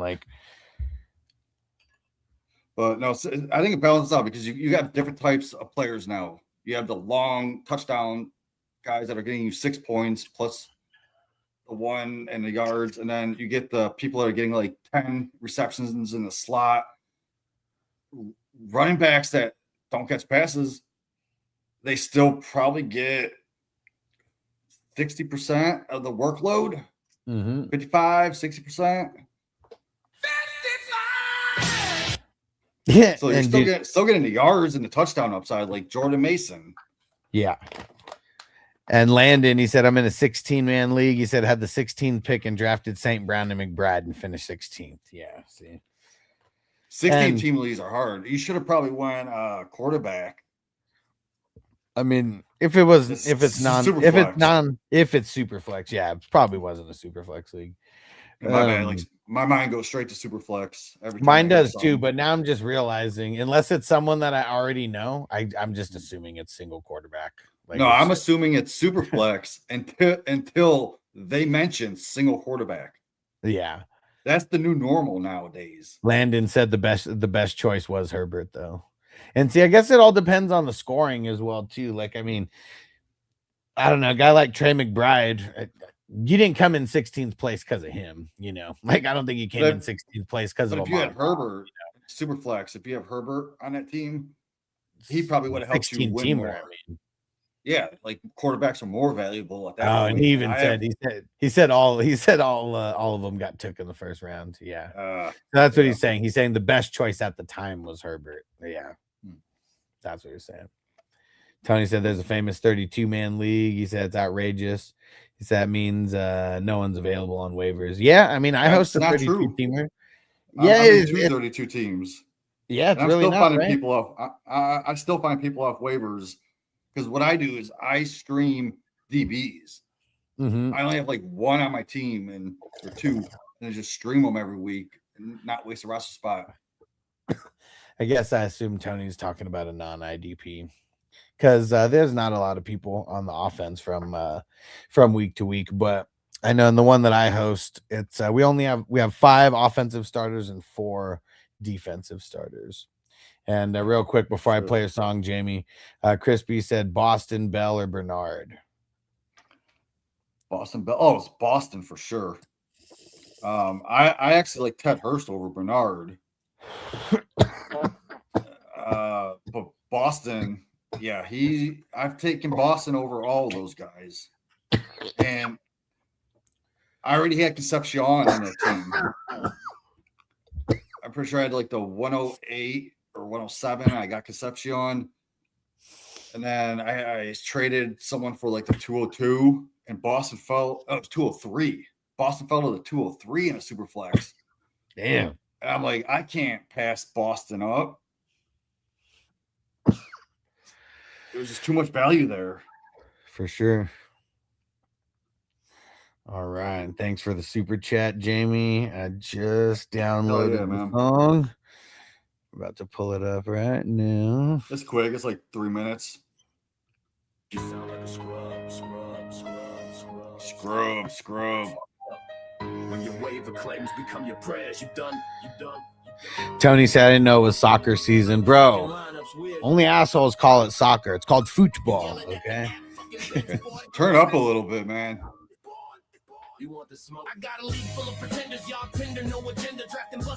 I think it just might be on yours that it's low. Is it low for everybody else?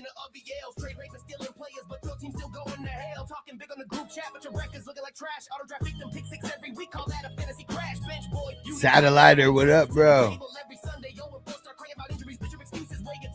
me. I'm the real champ of the league. You the loser of the mock. One good week, then you choke like your QB under pressure. Tick-tock. Y'all stream defenses like it's crack, but mine's stacked like a dynasty. Your roster's full of has-beens. Mine's future Hall of Famers pedigree. This a league shot. Fantasy football, homicide. Shit, man, this shit goes hard, Jamie. I tried. Now I'm in a precision. League shot. Got you leaking points. This the definition. League shot. Bus boy, you the trash talk king, more like the king of the waiver wire. Every pickup you make flops harder than your marriage tire. I study film, you study memes, scrolling TikTok for advice while I'm stacking wins. You're stacking excuses on thin ice. Bench warmer, you're running back stable, more unstable than your marriage vows. Bell cow 1 week. And Shad said you and Landon said this is hard. Hell yeah, bro. Jamie's on YouTube. He's not on TikTok, but the guy you hear talking, that's who made the song. And Shad said, so you draft every single person in the league, at least every single position in the league. You know, not every person in the league is going to get drafted. Yell at the screen all you want, your players still ain't producing. This the warning shot. Next one's the season, no refusing. Waiver wire fraud. You just sleep and pick guys, sleeping on a job. And Cole said missed out tonight. Yeah, bro. I'm going to post tomorrow's draft. We're going to get to the point where we're going to be able to draft like two games, 2 drafts per day. I know we're going to get up to that status. Okay, and Chad said, yeah, that's what I meant. Yeah. And for this tournament, I made it very easy with the defense. So if you've never played with defense before, this is the league to get in because it's very, very easy. You sound like a bitch. You sound like a bitch. Jamie over Eminem. Dude, that was the line. Like, I was ending the song. I'm like, how do I fucking end this? And I'm like, what do I say to my league mates? I'm like, you sound like a bitch. So I was like, why not put it in there? And yeah, so Shad, this is the league that you want to get in if you ever wanted to dip your toe into the IDP world. And trust me, you definitely should.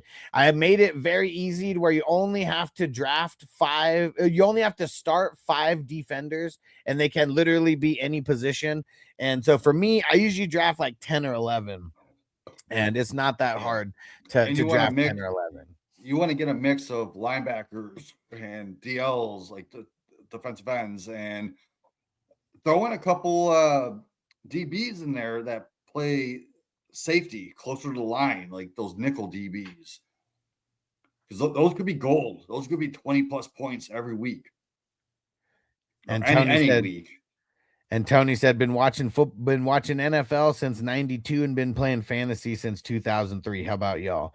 So I can't even remember when I started watching football. Probably '94 was the year that the Chargers went to the Super Bowls. I probably started watching it a lot then, and then been playing fantasy since 2006. What about you, Jamie?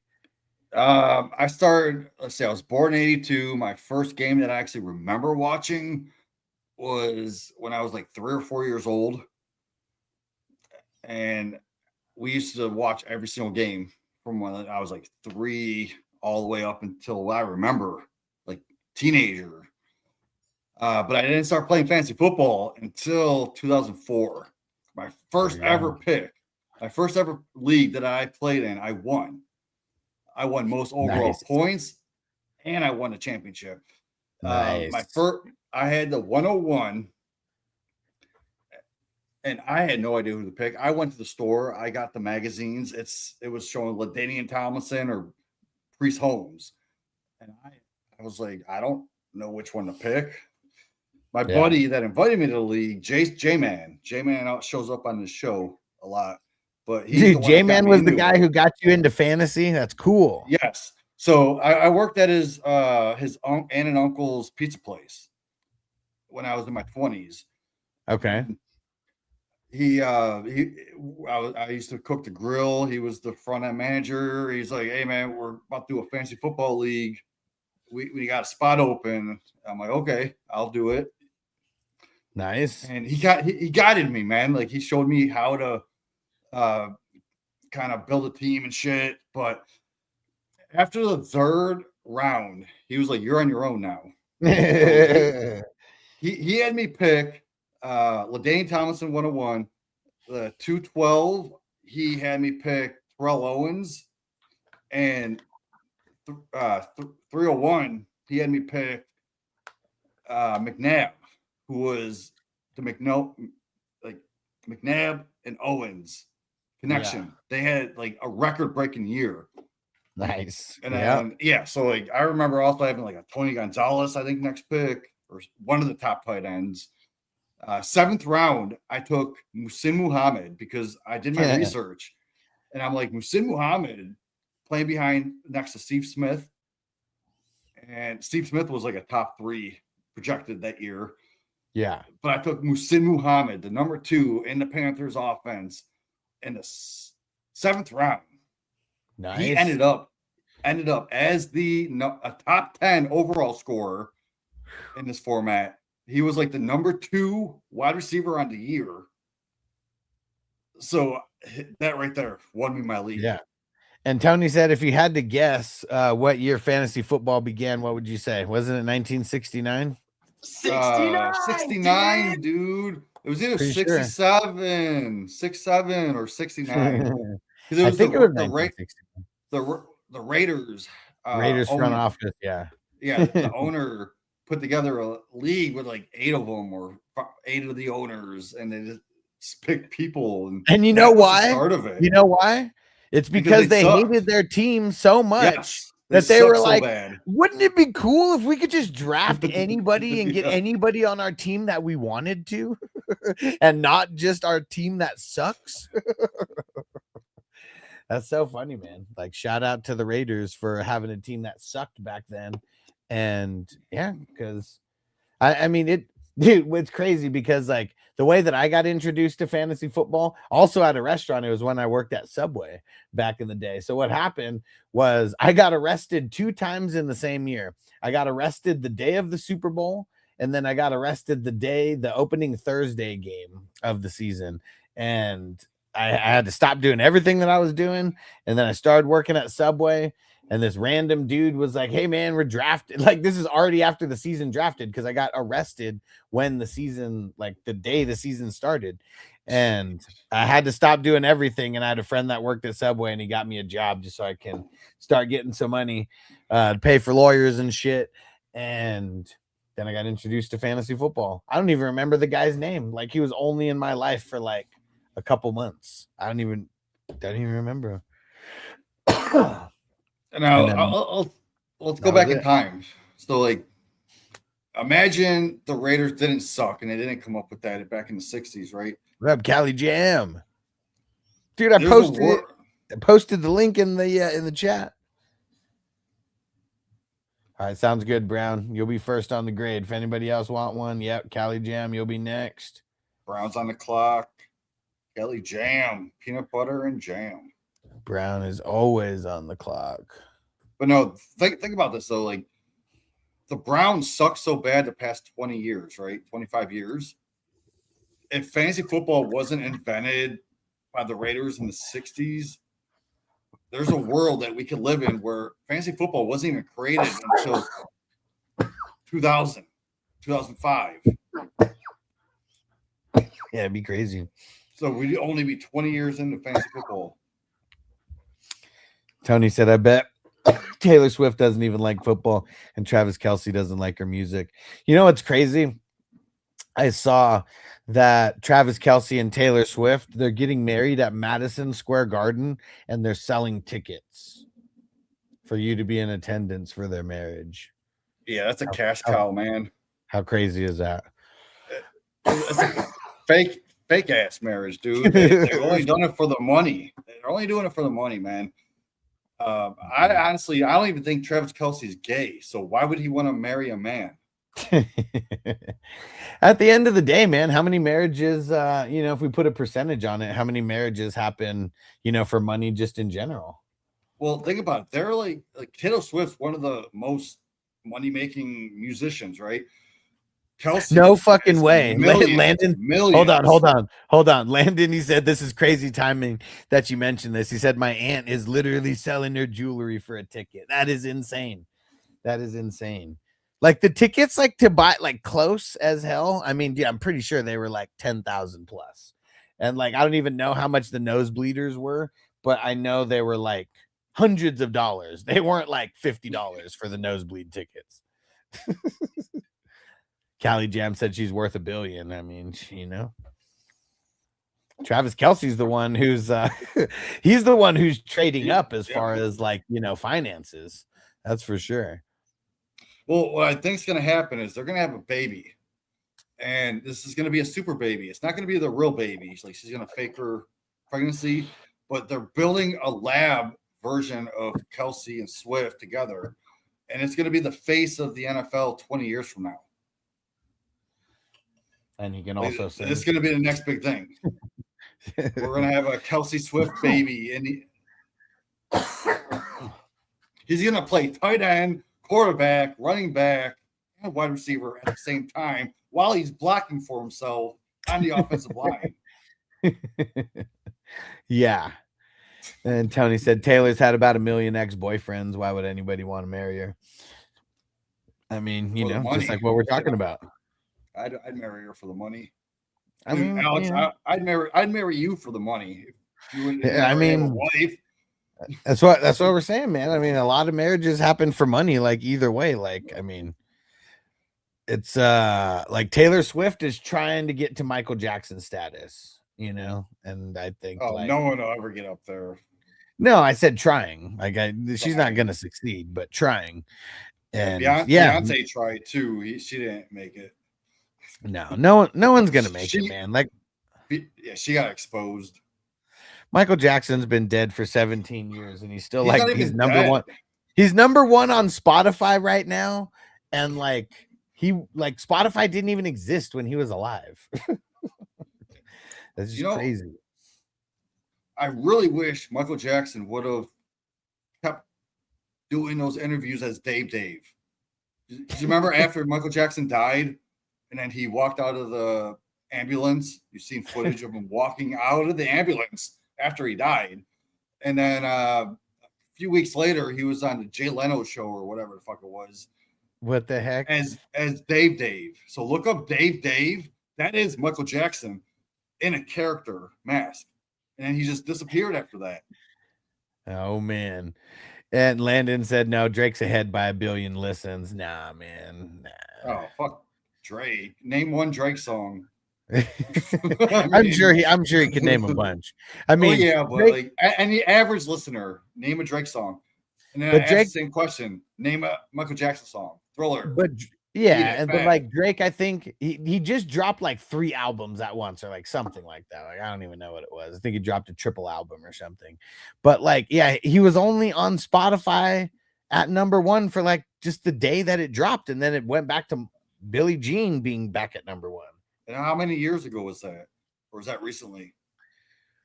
No, this is like a week ago. Dude, I thought Drake got murdered because didn't Kendrick Lamar murder Drake at the Super Bowl concert? Yeah. 2 years ago? I thought so too. Landon said he was always first, bro. No, he wasn't. So are you saying Drake came back from the dead? Is that what people are saying? Because I haven't heard anything from Drake lately. Does he have a new album? Like, I know Eminem has a new album before Drake did. Tony said they say there's no such thing as an exclusive relationship. Everyone's cheating on each other. I mean, it's monogamy. That's what makes people cheat. If it was okay to fuck anybody you want. I mean, I'm sure there's a lot of guys who they probably think they can bang a lot of chicks, but they probably can't. But like either way, like it's like the cheating's really only based on like the opportunity, right? Like, I mean, there's some guys who have like zero opportunity to cheat for whatever reason. Then dude, I've heard stories about like people being married for 30, 40 years. And then all of a sudden one of them cheats because the opportunity came. So yeah. Tony said phones and social media destroyed relationships. Yeah, well, I think it's because like with social media, like almost anybody in the world is attainable, right? To get into a relationship with, at least in maybe some people's minds. And like back in the day before social media, it was like the people you went to school with, the people you knew in your city, the people who you may have worked with. Like that's it. Those are the only kind of people that you can get in a relationship with.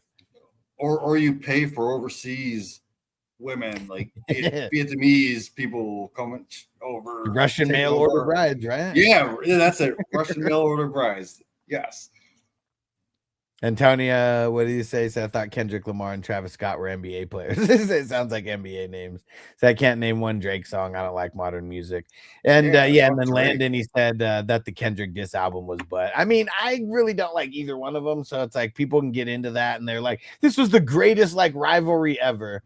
And no, it wasn't. It's just like the only No. rivalry that like actually happened, but no way does this like take over like any kind of It's like the- Tupac diss song, you know?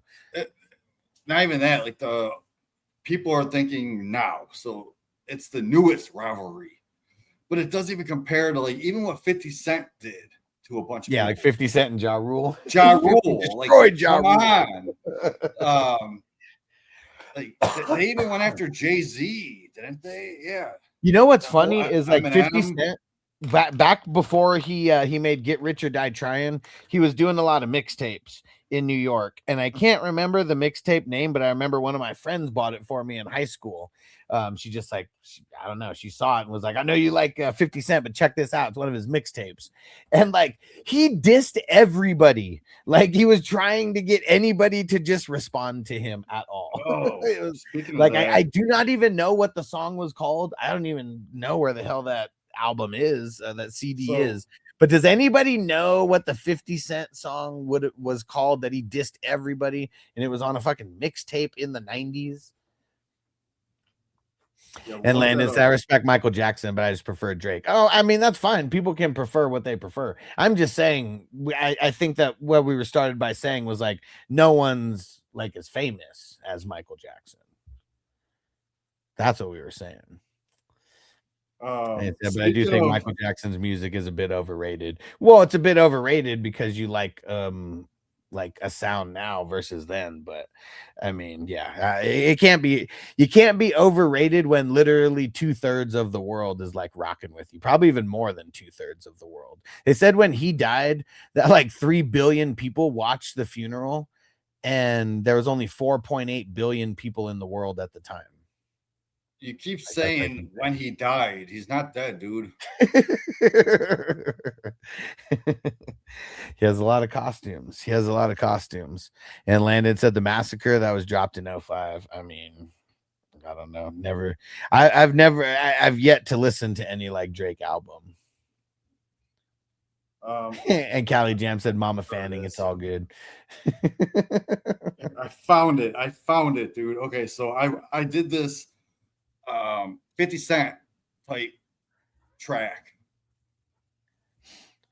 I'm gonna send it to you, and I'm gonna throw a super chat. Okay, look, in. Ghost So Monkey. Okay, so he's heard of it. Was it this one? And so Ghost Monkey said the art of shit talking. I think it was called. He was called the Mad Rapper. Okay.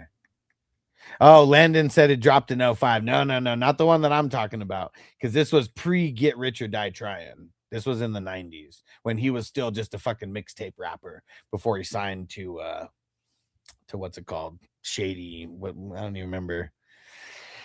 I don't even remember what the label was called. But no, he did have other songs where he was like dissing a bunch of people. But this one was before he was famous, and he was literally like, it was like he was trying to get anybody to respond to him. All right, let's start grading Brown's team. Yeah, let's grade it. And I did just send you that file of the song that I'm gonna throw a super chat down for. Let's see. Let's get these super chats in. I think y'all like this song. Okay. All right, Brown, Herbert, and Baker. That's a solid combo. I like it. It's kind of tough because I feel like Herbert's a B plus, Mayfield's a B, but it's like, how do I split that? I feel like if I split it, it's just a B. I think Herbert should be drafted in the top 7. 8 well, even that, would you still say he's an A minus though? Even being in the top 7? Okay. Yeah, I guess I feel more of him as a B plus. I look at a top 10 as a B plus. Okay. Getting him especially getting him this late.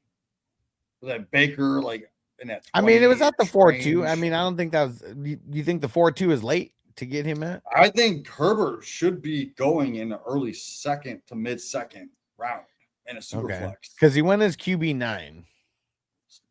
So the way normal super flexes are drafted, I think Herbert should be going in that at least end of the second round. Come on. Like, this draft was way too running back heavy. A lot of these This drafts. reminds me of a single quarterback league with Allen going way too early. Follow. Shout out to Landon for the follow. Landon, and okay, Ghost Monkey, thanks. He said how to rob. My bad. Okay, cool. I'm gonna check that out after. And Landon said you need one more follow for 3K. Man, we're there, dude. Hey, let's do a 3-hour stream for our 3K viewers. No, me and you. We'll just. I mean, we'll get there. We'll get there. A lot of these, I've been live for over 2 hours right now. Exactly. So, I mean, so like we're always live for a long time. We're always live for a long time. Yeah. All right, hold on. But we're so close to 3K. I like it. Let's get through 3K. Me and Alex will do a 3-hour episode. We're on our way to 10K on YouTube. We're like right there. Oh shit, even Stevens just joined. Love that show. All right. So yeah, we'll see what Jamie grades this, but yeah, because I think Herbert's a B plus, Baker's a B. I'm just gonna call that a B total. Yeah, I'd say B plus because I'm a little bit higher on Herbert. And the running backs, Cook, Walker, and Ramondre at the end of the 9th. That's good value on Ramondre. I think I'm gonna call that. An A minus because I feel like for me, Cook is like he's teetering between like an A and an A minus. I kind of feel like he is an A minus, and then Walker is like to me like a B plus, and I think even Ramondre is like a B minus, maybe even a B in our format. So yeah, I'm calling it A minus total. Yeah, I mean you can't get any better with Walker and a Cook. Yeah. And tight ends and wide receivers or wide receiver tight ends, Bowers, Igbuka, Jameson, McLaurin, and Laporta. I'm not in love with that. No, Igbuka is your one. I mean, Igbuka is your wide receiver one. I do like Williams and McLaurin both as number 2s, but I also want Igbuka as my number 2. Yeah. So you don't really have a true one, which I see went Bowers. That's a flex, though. You're still going to have to start 2 wide receivers. Yeah, out of those 3. And I'm sure he got some depth, but we're just grading the starters. I think I'm going to give that a B for that. I mean, it's good, but yeah, just like you said, it's not too top heavy as well. Let's see. Where's the IDPs? Oh, I see. Got Downs. I like that as more of a flex. Yeah, I mean Jacoby Myers in the 14th. Myers. So I have a theory on Myers. If his name was like Jacoby Firefly or something cool, not just Myers, like Jacoby Savage. Let's call him Jacoby Savage. And I guarantee he would jump up 2 rounds. Yeah. Just because of name value. Yeah, for sure.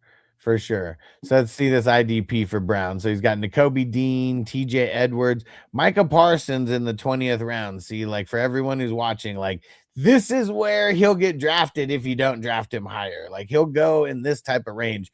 Because the way they're talking is like he might miss like half a season. Like I don't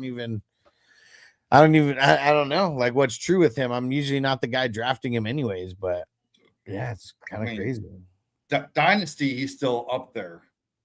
He's still considered a top guy.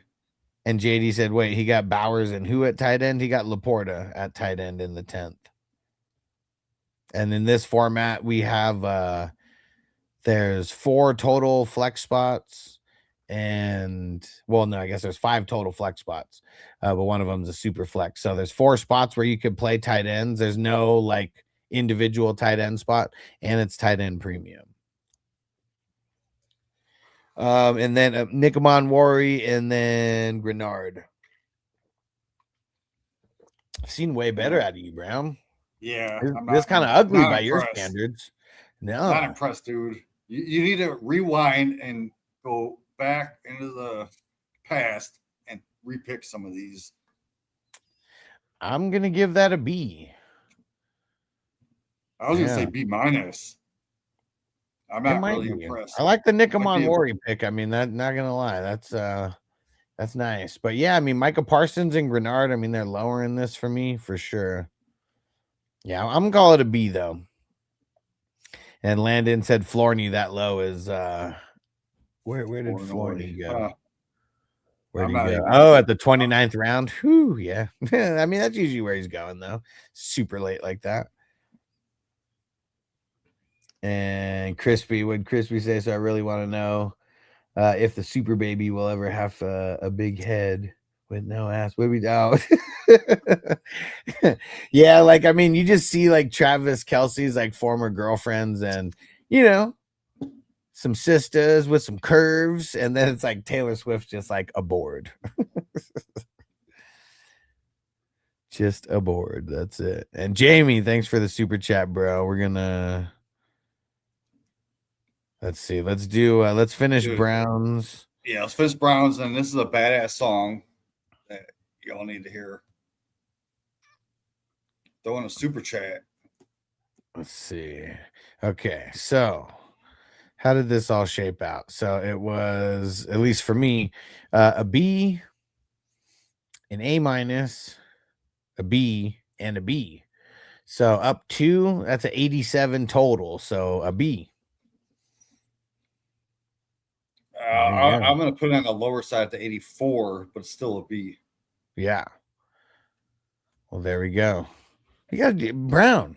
Man, I've seen so much better out of you. Was it the one? You know what?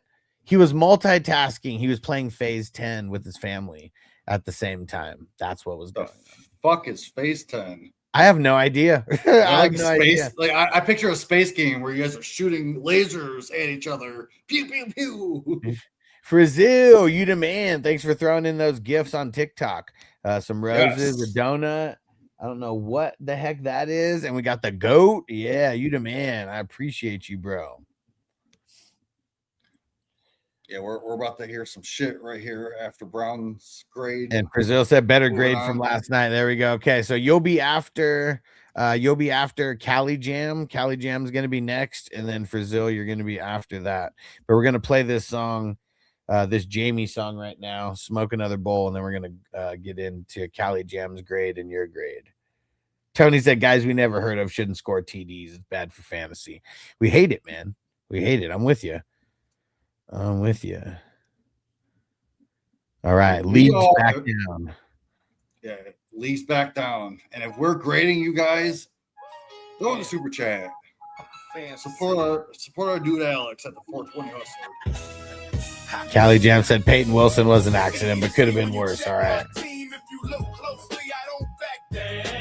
Every draft I hit, both studs and sleepers. League wide, I run it, hold the crown down. Every little taco you see around me, hold a roster so weak they can't even score a touchdown. Next time you in the standings and see a boss, you ask about me. The champ don't back down. Yo, pretend you acting like a boss, but your picks are trash. First round hero turn 0, now your season in the crash. Talking trades like you got sauce, but you lowball every deal. Still in my leftover. Bro, Jamie, you got to have your shit on Spotify, on YouTube. Like, man, you need to start having all your stuff. I did create a channel called Fantasy Football Jams. Here we go, man. Jams with a Z, so JAMZ. Fantasy Football Jams. We haven't launched anything yet, but we have some plans coming. Nice.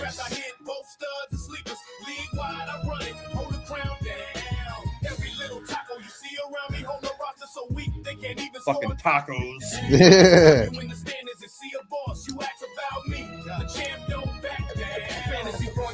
Expert, more like expert in sleeping through wins. Your receivers dropping balls like you're confident. 0 spins. I study matchups. You study last your stats. Outdated fool. While my lineup shines weekly, yours looking like a joke in school. Competition that one lucky week like you built a dynasty. But we see the truth. Your team's paper thin.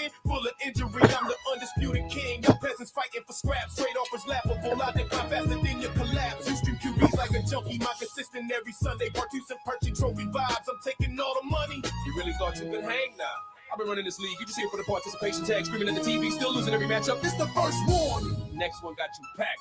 Select spot, flopper, keyboard GM talking big, but 0 rings on your shelf. Your whole squad underperforming, fantasy debt by itself. Group chat full of excuses, real life full of nothing. I dominate from wire to wire. You scraping for something, all walk no bite. Pretend managers in the mix. I'm the final boss. Y'all just NPCs getting kicked. I'm untouching the standards while your season's in decay. Off-season research wasting, now your season fades away. League laughing at your moves, points dripping like a freak. Knock out the And Patrick said, "Is Rice good for best ball?" Yeah, I think so.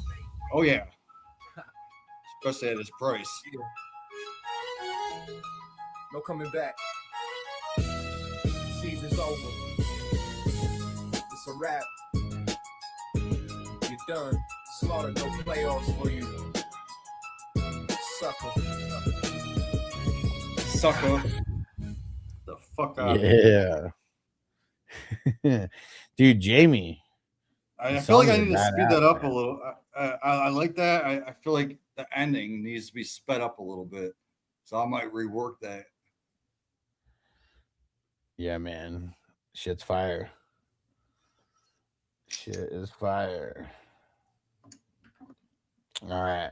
And for Zills, I got to do a 420 crew song where everybody drops a verse. Crispy Brown. Yeah, man, that'd be cool. Whoa. Hold on. I actually think I had something like that working last year, but I never put it to a song. I just have the words written down. Dude, that'd be super cool. I might have to look that up because I know I did something like that. It was like a rap battle disc back and forth.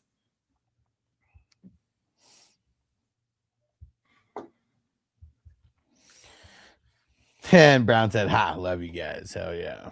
You the man, Brown." Brown's always on the clock, man. Fuck yeah. Okay. Cali Jam. Dude, going crazy with the QBs. Lamar, Dak, and Goff. Wow. I'm gonna call that an A. plus. I'm gonna say A plus. You can't get any better than that, man. Nah, we've seen better. No way. Not unless you made first 3 picks. Because someone if had you like had to- Josh Allen. I saw a better trio a couple days ago. It wasn't better by much, but it was better. But did they use their top 5 picks or the top 4 picks on those? I think guys? top 4 picks. Yeah, so this is top 5 picks. So this is more impressive. Not saying it's not. I just grade the other one higher because of it, because I think it's a little bit top heavier. But either way, this is an A, and I don't give out a lot of A's and A pluses either way. Like I think I've given out 2 A pluses like this season for positions and only a handful of A's. I'll give it a Been more 96. A minuses. There you go. 96.2. And Frazil said that's the S plus tier. And running backs, Bijan, Swift, and Dobbins. I mean, it kind of falls off the cliff. No, it really doesn't. Like, I mean, upside wise, wise, you like Swift more than me, also. I like Swift more than you, and I probably like Dobbins more than others. So, like, if you have hero RB, you go 1 hero RB in Bijan or Gibbs. And then you build a team like this, having a top 20 guy in Swift and a possible top 20 guy when he's healthy in Dobbins. Yeah, I like Dobbins. I think that he got really good value on him. He's not going to stay healthy all year, but to where you're getting him, those 7, 8, 9 games that he's going to give you, hopefully one of them's in week 17. That's all you need. Yeah.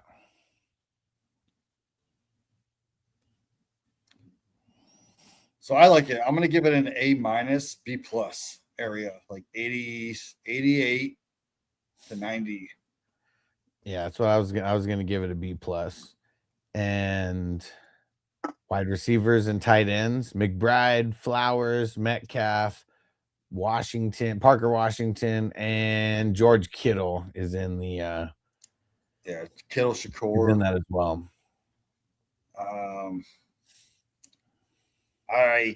I think it's weaker. Got some upside, some safety, but I'm still gonna give it like a 84. Yeah, I was maybe gonna an say 86 because of McBride, but 84 seems about right. I was gonna say a B as well for that. And Jamie, is this true? Tony said that the Browns were named after their first ever coach, Paul Brown. If his name was Paul Smith, they'd be the Cleveland Smiths. Yeah, that is messed up because like Paul Brown at that time didn't want his name incorporated into the team, but they did it anyway. So that's like right that's then and there, that's the Browns for doomed. you. That's the Browns for you. They're doomed from the beginning. We used to also be called like the Spiders or something other. We were also the Rams. So technically, the Rams was the first Cleveland football team, Cleveland Rams, and they ended up getting traded to a few different places, and they ended up being the Stafford, Puka Nacua, Devontae Adams Rams you see today. Yeah. And Tony said that he said Khalil Shakir sounds like a rapper's name. Shakira. All right, let's see. Where'd Cali Jam start his IDPs? And he already prefaced that said Peyton Wilson was an accident. I don't hate Peyton Wilson though.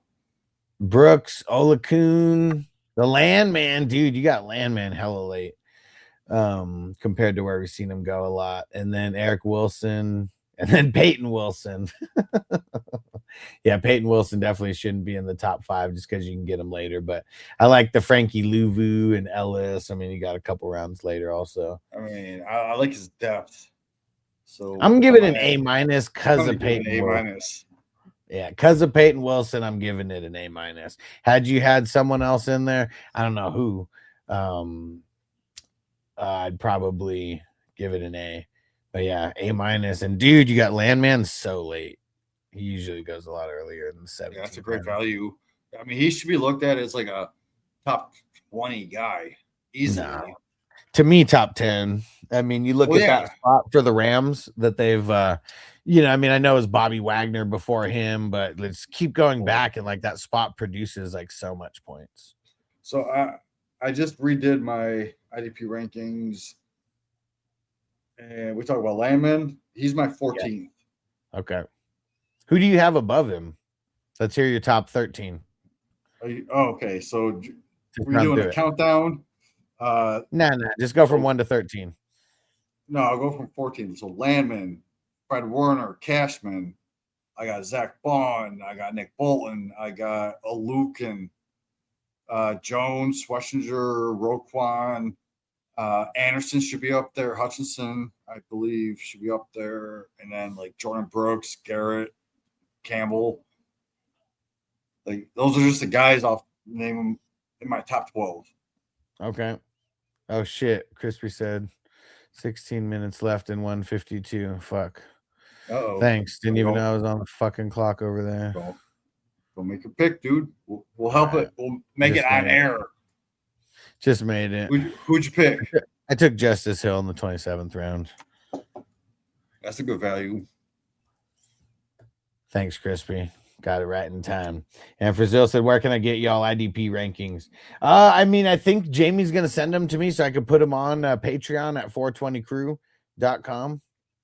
And I haven't done rankings. Like it would take so much of my time that I haven't done it. Like I need someone to like do it for me, like with me telling them like what to do. And like for me, like rankings are it's kind of a crutch because you lean on them, but you could also fall. Yeah. It depends. You have to go on your draft. You have to learn how, like, we can give you a fish a day and give you the answers, but like, we wouldn't teach you how to fish. So you can just take all this information and put it into practice yourself. And here, I'm going to send you the link for the book that I wrote last year.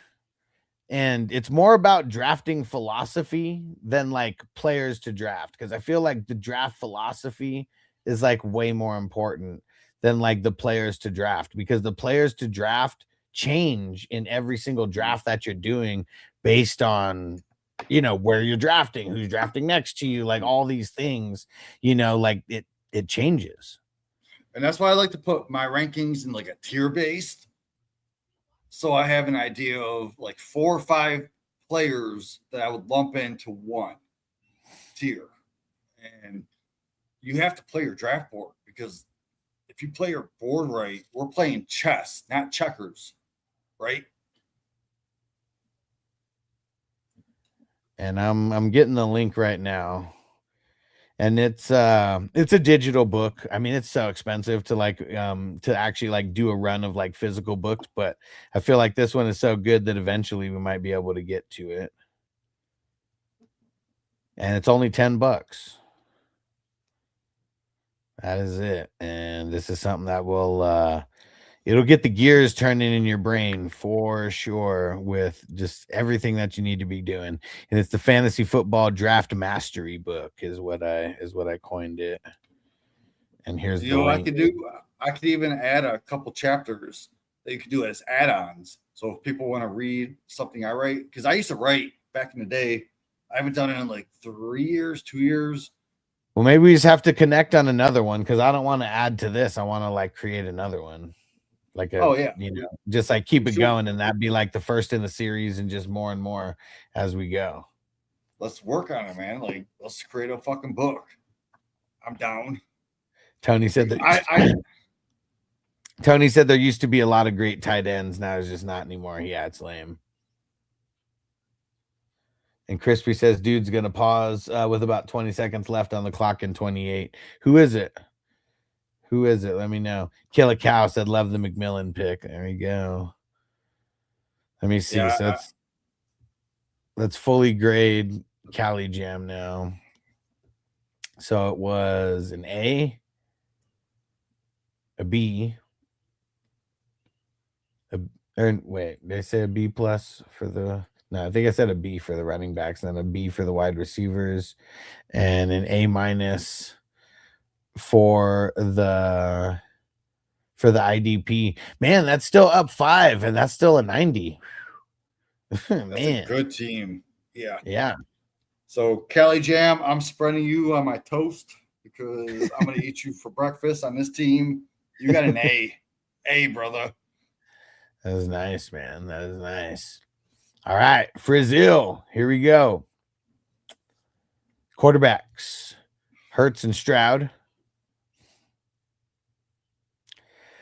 I'm gonna call that a B. Yeah, you didn't stack Stroud with nobody, so I'm gonna give that a B minus. It's like Hurts is in that like 9-10 range of quarterbacks. Then you got Stroud in that like 20 plus. You don't even have a top 10 quarterback.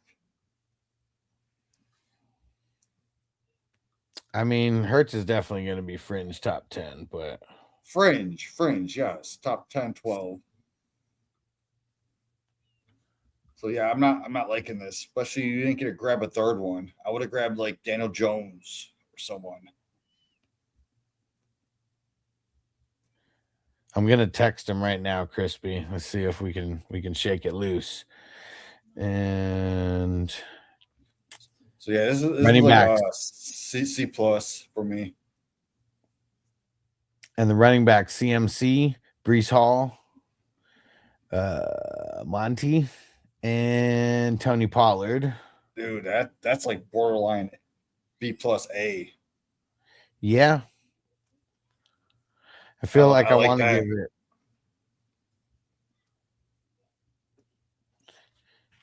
Yeah, I think I'm gonna give it. Yeah, it's tough, man. It's like a B plus or an A minus. I'm not really You have sure. to put it up to an A minus. Come on. Yeah, I'm going. You have CMC who is going to smash this year until he gets hurt, right? If he gets hurt. Brees Hall is one of the best pass catching running backs. Now he has a quarterback that's actually going to throw it to him instead of run the ball. So I like Brees Hall at his value. I like CMC. Monty is like a number 2 guy that's going to put you up consistent numbers as an RB2. And he's your third that you got him that late. This is like an A minus. Yeah, I'm giving it an A-. Gotta be an A-. Damn it. Hold on one second. Trying to. You're good. I'll keep talking. We're moving on to wide receivers and flex. So you got Drake London, McConkey, Lemon, and Pearsall.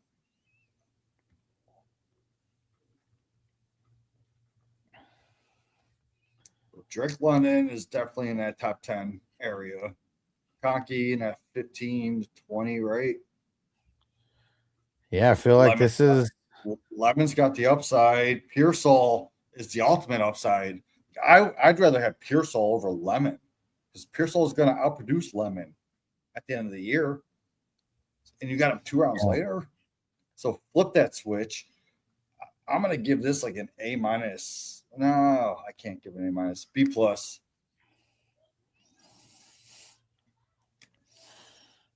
All right.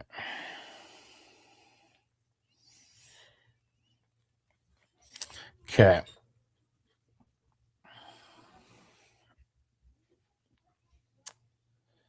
IDP. Let me scroll up here. Yeah, I'm calling that a B+ for the wide receivers.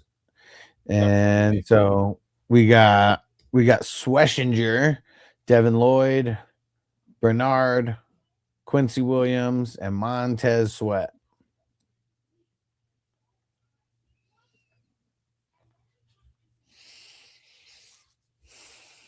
I think I'm going to call this a B+. It's like fringing on a B and a B+, but I mean the Sweshinger, Lloyd, and Williams. I mean Bernard, he's someone that I'm kind of avoiding. So that might be too early. Montez Sweat does nice in the 24th, even though I try to get him a little later. So in my mind, I'm putting Sweat, Lassiter, and Winfield all in one pick. Okay. So you're wasting 3 picks on one player to be put in your number 5 spot. And I like that strategy because that actually raises it up for me because he does have Bernard, Williams, Sweshinger, Lloyd. Those are good top 4s. Yeah.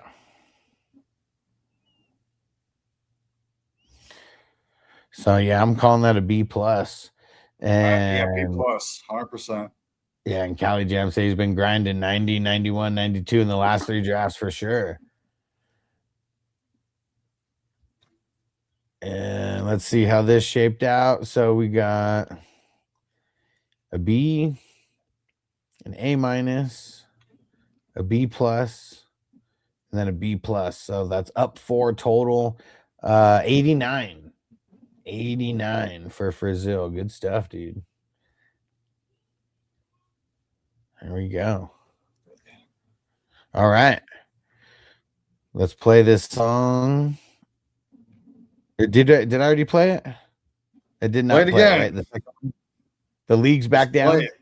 Yeah, everyone loves that song. Let's just play it. All right, we'll play this on the way out. I'm going to smoke another one, and we're going to get ready to shut it down, but leave some questions. Oh, Alex, you weren't in this league, were you? No, I wasn't. It filled up pretty early today. Somewhat early.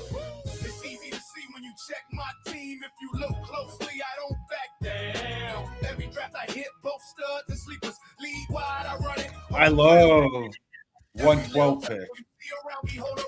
That team at the 112. Genty, Amon Ra, T-Law, Nico, Trey Henderson, Love, Lloyd and Willis, Love and Willis, Brian Thomas. What the fuck are you giving this dude Brian Thomas for? Oh, he could have McLaurin there too, or Evans. Shit. Yeah, dang. Evans went in the 8th. He's usually going a little earlier than that. And Frazil said, should I have gone Caleb over Drake? No. Caleb over Drake. Hold on. Where you at?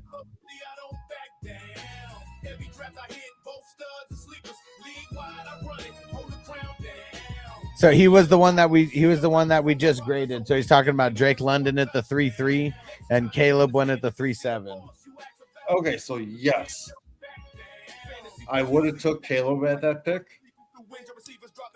And then let's say you got back AJ Brown because that pushes the receiver back. So someone would have took London over Brown. So you would have had Caleb Williams, AJ Brown instead of Caleb. No, I mean, if you would have had Dak instead of Hurts, I bet Jamie would have liked your team more with the QBs. And if you would have drafted a QB in the 5th and then a wide receiver in the 6th, I bet you it would have looked better also. Oh, yeah. So, like, you could have got Dak and then Knicks. I mean, he could have had Knicks, Mahomes, Stafford, or Murray. I mean, those were the next 4 drafted. But then on the way back, like, Flowers went a whole round later. And 2 picks later. I would have rather had Flowers over McConkey. 100%. So I mean, that's a way that it seemed like in this draft specifically, you know, hindsight's 2020, you know, you never know how shit's gonna like pan out. But yeah, if you would have taken a quarterback with the 5th and then like Flowers or another wide receiver with that 6th, I bet your team would look a little better because CJ Stroud sucks as a QB2, and I've had to draft him as a QB2, and it sucks. So like Mahomes and Knicks, I just made a song about Stafford. Where does Stafford go? He went right after Mahomes. Oh, right after Mahomes. So that's the thing. A couple picks.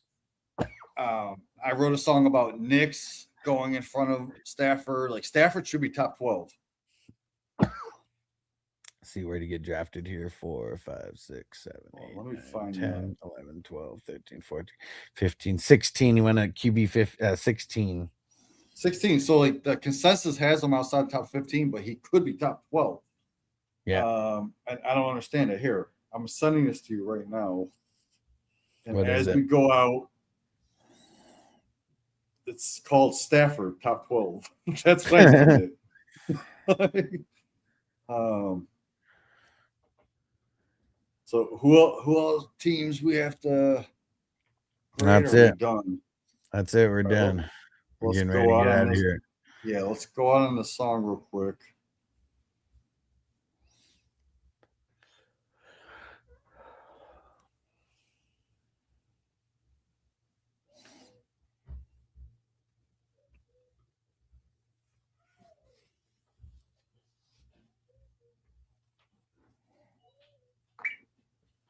Sending it. Yeah, just sent it. Okay. Yeah, like anyone on TikTok, come over to YouTube. Just at least hit subscribe. And hit the bell notification on YouTube. And let's get both sites going, TikTok and YouTube. All right. At least on YouTube, you get to see me on screen on YouTube. So that's a plus for a lot of people. Like, who's this guy in the background just talking nonsense, which is what I do best. So Cali Jam said, what side? Trey McBride, Shaheed, or Kyren, Corum, and Kittle? McBride. I mean, this seems like it would be like a real team specific like type of thing.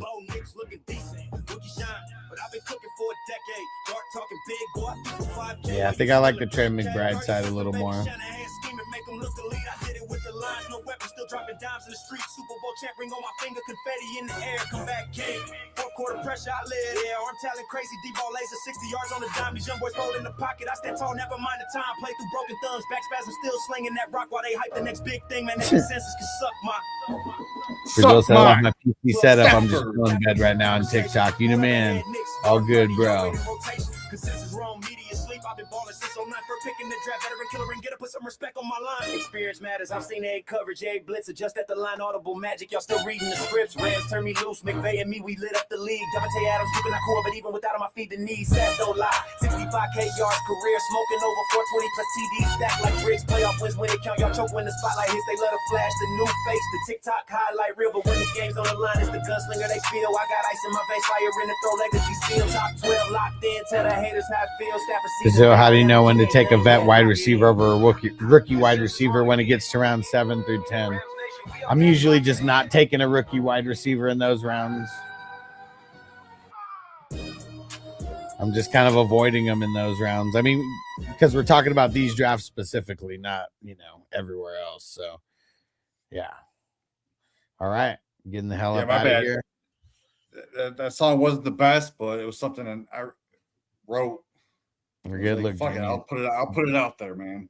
Jamie's super critical of all his work now. I like it. Hell I like it.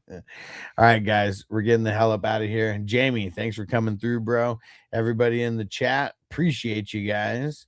And if you're on TikTok and you haven't hit the follow button, make sure you hit that follow button. And yeah, Jamie, thanks for coming through, bro. Peace out. Peace out, everybody. We're shutting down TikTok first. Yeah, I got to shut down all these things in order now. And then the vertical peeps. Peace out. Patreon ending over there.